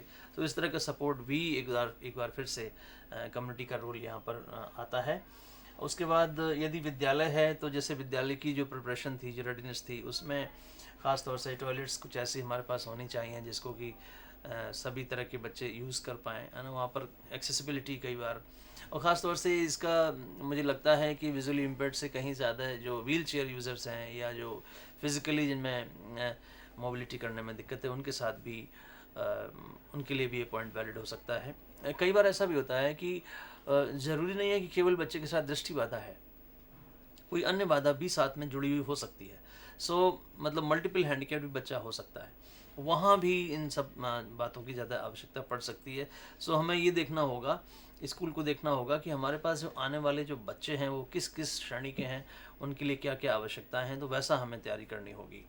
और दृष्टिबाधित बच्चों की खास बात करूं तो एक एमनेसिस सर्विसेज जो है ये हमें ख़ास देनी होती है। एक्चुअली होता ये है कि एक दृष्टिबाधित बच्चा परीक्षा कैसे देगा।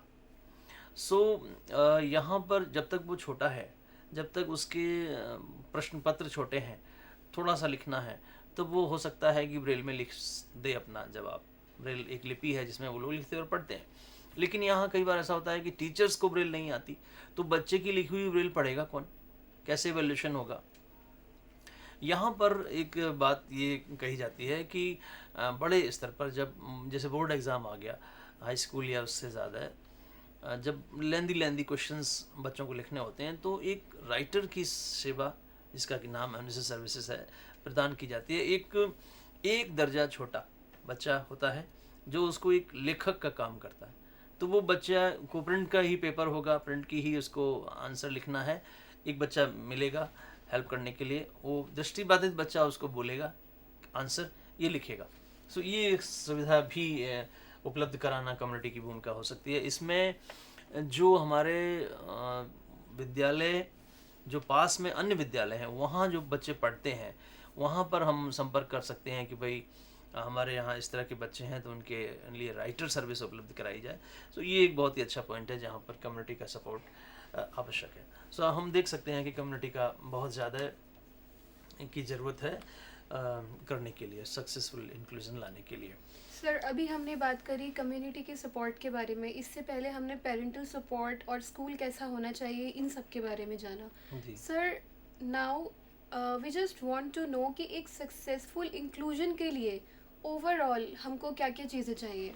जो डिस्कशन हमने कर लिया है वो सब तो चाहिए ही चाहिए, उसके अलावा भी कुछ और बातें ज़रूरी हैं जिनके बारे में आपने बहुत अच्छा सवाल किया। For successful inclusion what other things we need is, number one is orientation and mobility. It is a technique, we can say, and it's a skill which has to be learned by a visually impaired child. And also इसके बारे में थोड़ी सी मैं आपसे बात करूँगा extra. Name the child to give instruction. There are certain other points also. Teaching aids, braille, glasses, recorder, tactile aids for concept development. Evaluation may be oral or scribed. Scribed means again the writers. Amnesty services की बात हो रही है यहाँ पर. Seating arrangement may be a little bit different in the classroom to adjust low vision child. Then the class atmosphere should be acceptance. Equality should be there and mutual respect and dignity. ये कुछ अन्य बातें हैं जिनके बारे में ख़ास चर्चा ज़रूरी है। जो मुख्य मुद्दा निकल कर आ रहा है वो ओरिएंटेशन एंड मोबिलिटी का। यहाँ देखें आप कि फिर से एक बार मैं यहाँ बैठा हूँ, यदि मैं दृष्टिबाधित हूँ तो मुझे नहीं पता चलता कि ये रूम कितना बड़ा है, मुझे सुनने वाले कितने लोग हैं, तो मैं कितनी ज़ोर से बोलूँ, मेरी सामने क्या है, पीछे क्या है, दरवाज़ा कहाँ है, वातावरण की तुलना में मैं कहाँ हूँ, इस जानकारी को नाम दिया गया है ओरिएंटेशन का। और जो एक स्किल है from moving one place to another is the mobility. So ये बहुत ही एक ज़रूरी मुद्दा बनता है दृष्टिबाधित बच्चों के साथ, जिसको जो बहुत ही ज़रूरी होगा हम रियल यदि इंक्लूजन लाना चाहते हैं। दूसरी एक सामान्य सी बात है, जब कभी भी हम दृष्टिबाधित व्यक्ति के साथ या बच्चे के साथ बात करते हैं तो हमें उसका नाम लेना चाहिए। और कई बार हम लोग बगैर नाम लिए भी नॉन वर्बल कम्युनिकेशन करते हैं, जो कि हमारे बच्चों का काम का नहीं है। सो वहाँ पर name the child to give instruction, जो भी आप बात करना चाहते हैं उसको बोलकर नाम लेकर करिए। एंड टीचिंग एड्स के बारे में should be in Braille, the writing material और the text books should be in Braille. Glasses की बात हो रही है, जैसे मैंने आपसे मैग्नीफायर की बात करी थी। सो वहाँ पर भी एक ग्लास होता है जिसका कि लेंस आप कह सकते हैं, इसका काम यह है कि आपको बड़ा करके दिखाएगा। सो ग्लासेस शुड बी देयर। और कई बार बच्चों को स्पेक्स के रूप में भी वो ग्लासेस मतलब मिल जाते हैं, जो वो पता करना होता है कि इसको कितने डायोप्टर का, कितना कैपेसिटी का इसको लेंस चाहिए, तो उसकी ज़रूरत के अनुसार आप उसके चश्मे में भी वो फिट कर सकते हैं, इसलिए इसका नाम ग्लास रखा गया है। देन द रिकॉर्डर का मतलब ये हुआ टेप रिकॉर्डर, कि जो भी उसके साथ जो उसको मटेरियल मिलना है, यदि वो ऑडियो फॉर्मेट में है, सीडी फॉर्मेट में है तो सीडी प्लेयर चाहिए, कैसेट्स में है तो कैसेट प्लेयर चाहिए। इस तरह की सुविधा भी हम उसे उपलब्ध करा सकते हैं। कॉन्सेप्ट डेवलपमेंट एक बहुत ही ज़रूरी मुद्दा है कि कैसे बच्चे का प्रत्यय निर्माण होगा। यहाँ पर थोड़ा सा हमें सेंसरी ट्रेनिंग के प्रति थोड़ा और गंभीर होना होगा। और ये सब बच्चों के साथ होता है, सामान्य बच्चों के साथ भी होता है कि वो सुनकर, देखकर, छूकर, सूंघकर, स्वाद लेकर तमाम दुनिया के बारे में सूचनाएं इकट्ठी करते हैं। ये चूंकि बच्चा हमारा देख नहीं रहा है, इसलिए बची हुई इंद्रियों पर वो डिपेंड करता है। सो जो भी कॉन्सेप्ट होगा, वो कॉन्सेप्ट की जो भी एट्रीब्यूट्स हैं, सपोज करिए यदि मैं बात करूं एक कुर्सी के कॉन्सेप्ट की, तो कुर्सी क्या होती है? कुर्सी में बेसिक बात यह है कि बैठने की जगह होनी चाहिए। तो बैठने की जगह तो स्टूल में भी होती है, तो वो कैसे, उससे फ़र्क है।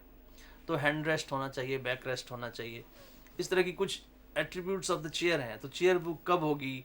फिर चेयर वुडन हो सकती है, चेयर मेटेलिक हो सकती है, प्लास्टिक की हो सकती है, चेयर के 4 पैर होते हैं, मतलब कुछ ऐसी करेक्टरिस्टिक्स हैं जिसकी वजह से वो चेयर है।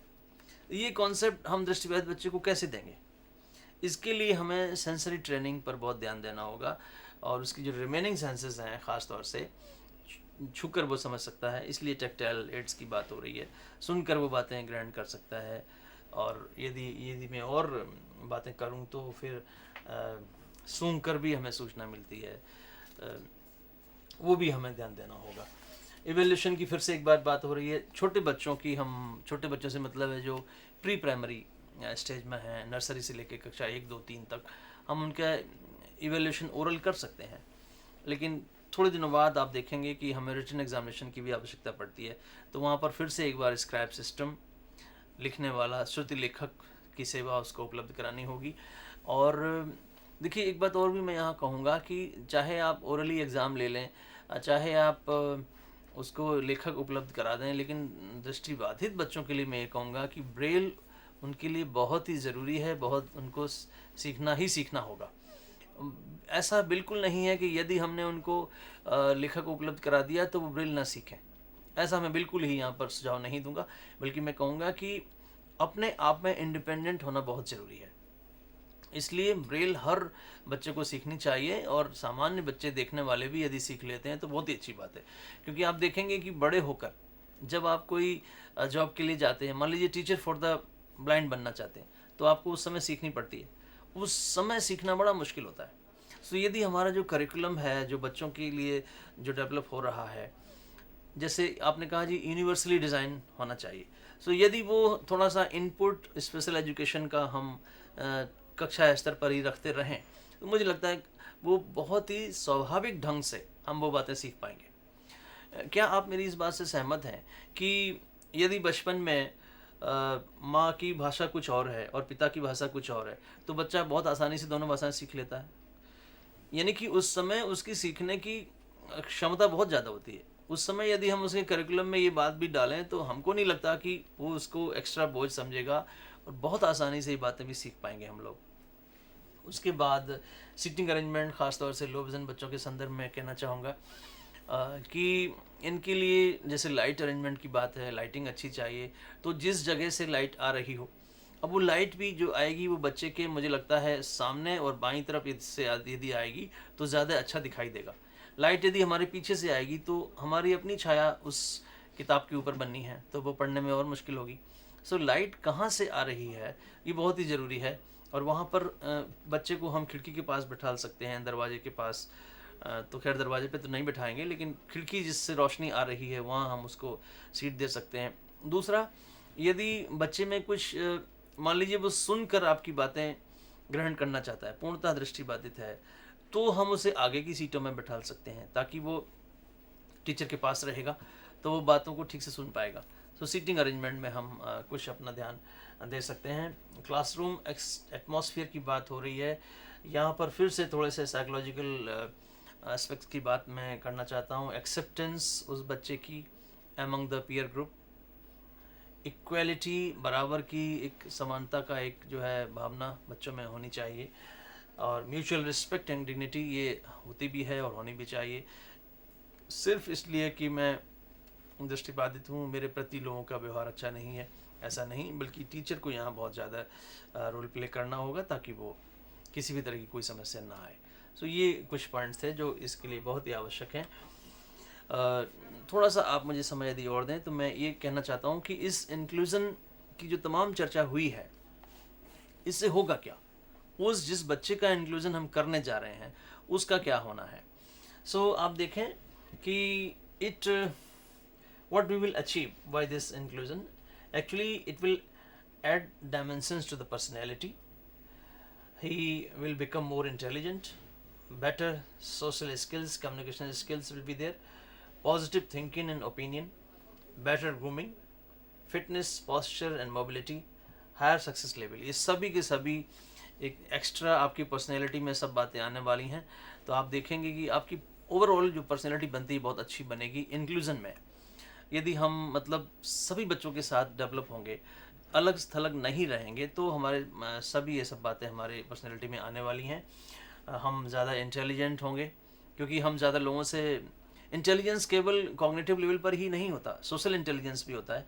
तो ज़्यादा हम, और ये कॉग्निशन की मैं भी यदि बात करूं तो मुझे तो लगता है कि लोगों से बातचीत करके हमको सूचनाएं भी ज़्यादा मिल पाती हैं। सो हम will become more intelligent, better हमारी स्किल्स होंगी, कम्युनिकेशन स्किल्स होंगी, अच्छा हम सोचेंगे, पॉजिटिव सोच पाएंगे, ग्रूमिंग हमारी अच्छी होगी। कई बार आप देखेंगे दृष्टिबाधित बच्चे के कपड़ों के पहनने का स्टाइल और matching of the colours of shirt and pants, कई बार ऐसी समस्याएं आती हैं।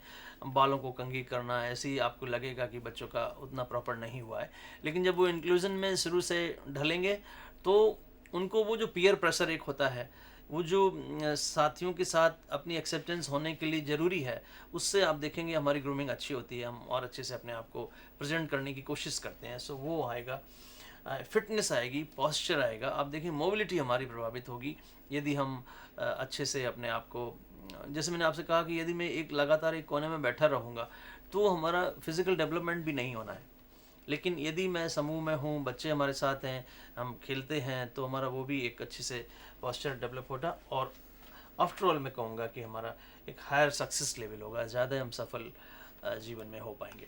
सो इंक्लूज़न के बहुत ज़्यादा फ़ायदे हैं, इंक्लूज़न के बहुत ज़्यादा फ़ायदे हैं। और इतना जी सर, अभी हमने सब कुछ इंक्लूजन के बारे में अच्छी तरीके से हमने डिस्कस किया। अब हम ये जानना चाहते हैं कि अगर हम इंक्लूजन की बात करें तो ये क्या सिर्फ स्टूडेंट्स के लिए है? देखिए, ये भी पॉइंट बहुत ही वैलिड आपने उठाया है। Inclusion of visually impaired children या स्टूडेंट्स की बात हो रही है, बच्चों की बात हो रही है। निश्चित रूप से बच्चे हमारी प्राथमिकता में होते हैं हर समय। सरकारी प्रयासों में आप देखेंगे एजुकेशन फॉर चिल्ड्रन की बात हम खूब करते हैं, सभी के लिए शिक्षा। बड़ों लोगों की उतनी बात नहीं होती है, लेकिन फिर भी मैं ये कहना चाहूँगा कि इंक्लूज़न हो बहुत अच्छी बात है, बच्चे सभी उसमें आएँ बहुत अच्छी बात है। लेकिन जो इंक्लूज़न के जो फैक्टर्स हैं जो इसको अफेक्ट कर रहे हैं, जो नहीं होने दे रहे हैं, टीचर्स की बात करूँगा, पेरेंट्स की बात करूँगा, उनका भी इंक्लूज़न बहुत ज़रूरी है।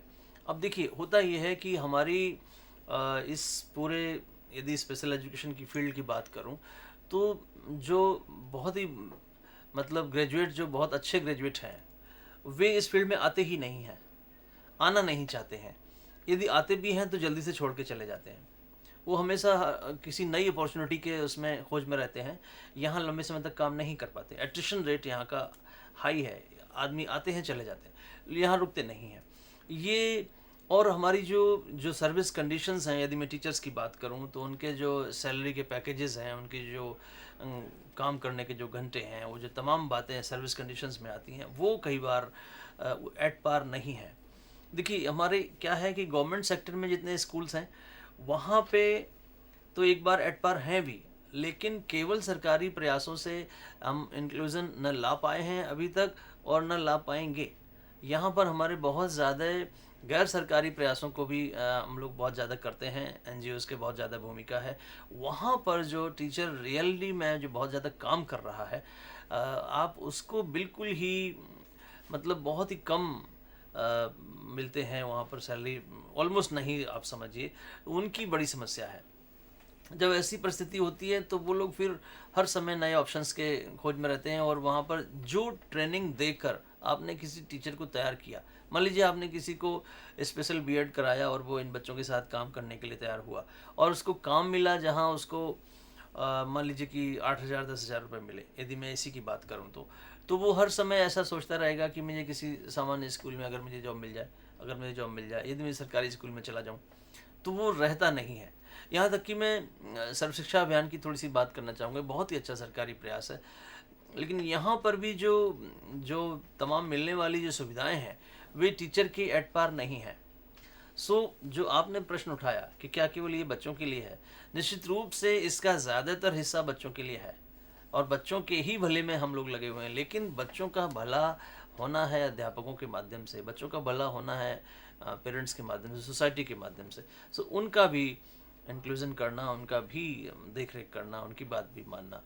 और मुझे लगता है एक मैं लास्ट बात कहना चाहता हूँ कि अभी दिल्ली हाई कोर्ट ने कहा कुछ दिन पहले कि हर स्कूल को स्पेशल टीचर्स रखना है। स्पेशल टीचर्स रखना है तो उनकी कुछ बातें होंगी, उनकी ज़रूरतें होंगी, तो उनको बाकी के सामान्य अध्यापकों वाला ही दर्जा दिया जाए, उनको भी स्पेशल टीचर करके नेग्लेक्ट ना किया जाए, जो कि सामान्य तौर पर हो जाता है। ये ज़रूर मैं बात कहना चाहूँगा कि वो सभी के लिए ज़रूरी है। सो व्यूअर्स, आज हमने डिस्कस किया development of inclusive education for visual impairment. इसमें हमने देखा कि किस तरह से सेग्रीगेशन के मॉडल से इंटीग्रेशन आया, देन इंटीग्रेशन से फाइनली इंक्लूजन आया। इंक्लूजन में हमने देखा कि किस तरह से चाइल्ड रेडी होना चाहिए इंक्लूजन के लिए और वो किस तरह से हम उसको रेडी कर सकते हैं, उसका मोटर डेवलपमेंट देखकर, उसका प्रोग्रेस देखकर और स्किल्स में, और वो किस तरह से सोशल एटीट्यूड्स को बिलीव कर रहा है, वो किस तरह से सोसाइटी में प्रोग्रेस कर रहा है। ये सब चीज़ें हमको ध्यान में रखनी चाहिए। और अगर हम चाइल्ड एसेट्स की बात करें तो हम बात करेंगे टीचर्स कॉम्पिटेंसीज या फिर टीचर्स एसेट्स के बारे में भी। टीचर के अंदर पेशेंस होने चाहिए, उसके अंदर प्रॉपर क्वालिफिकेशन होनी चाहिए उसके पास, और उसको मॉडर्न इक्विपमेंट्स या फिर ब्रेन रिलेटेड जो भी इक्विपमेंट्स हैं उन सब के साथ डील करना आना चाहिए। इसी के साथ हमने देखा कि किस तरह से अगर हम इंक्लूजन की बात करते हैं और इंक्लूसिव स्कूल्स की बात करते हैं तो वो कैसे होने चाहिए। इंक्लूसिव स्कूल में यूनिवर्सली एक्सेप्टेड डिज़ाइन होना चाहिए। Inclusive schools are the schools for all children. जितने भी बच्चे हैं, चाहे वो डिसेबल्ड हैं या फिर नहीं है, इंक्लूसिव स्कूल्स सबके लिए हैं and we believe in education for all. और अगर हम एक इंक्लूसिव क्लासरूम की बात करें तो वो क्लासरूम हर तरह के बच्चों की जो भी नीड्स हैं उनको केटर करना होना चाहिए। और अगर हम देखें कि किस तरह से हमको आगे किस वे में प्रोसीड करना है, हमको स्टेप बाय स्टेप एक प्रॉपर वे में प्रोसीड करना है, तभी इंक्लूजन पॉसिबल हो पाएगा। Thank you. We will be right back for the next time with a new guest, with a new topic. तब तक के लिए धन्यवाद।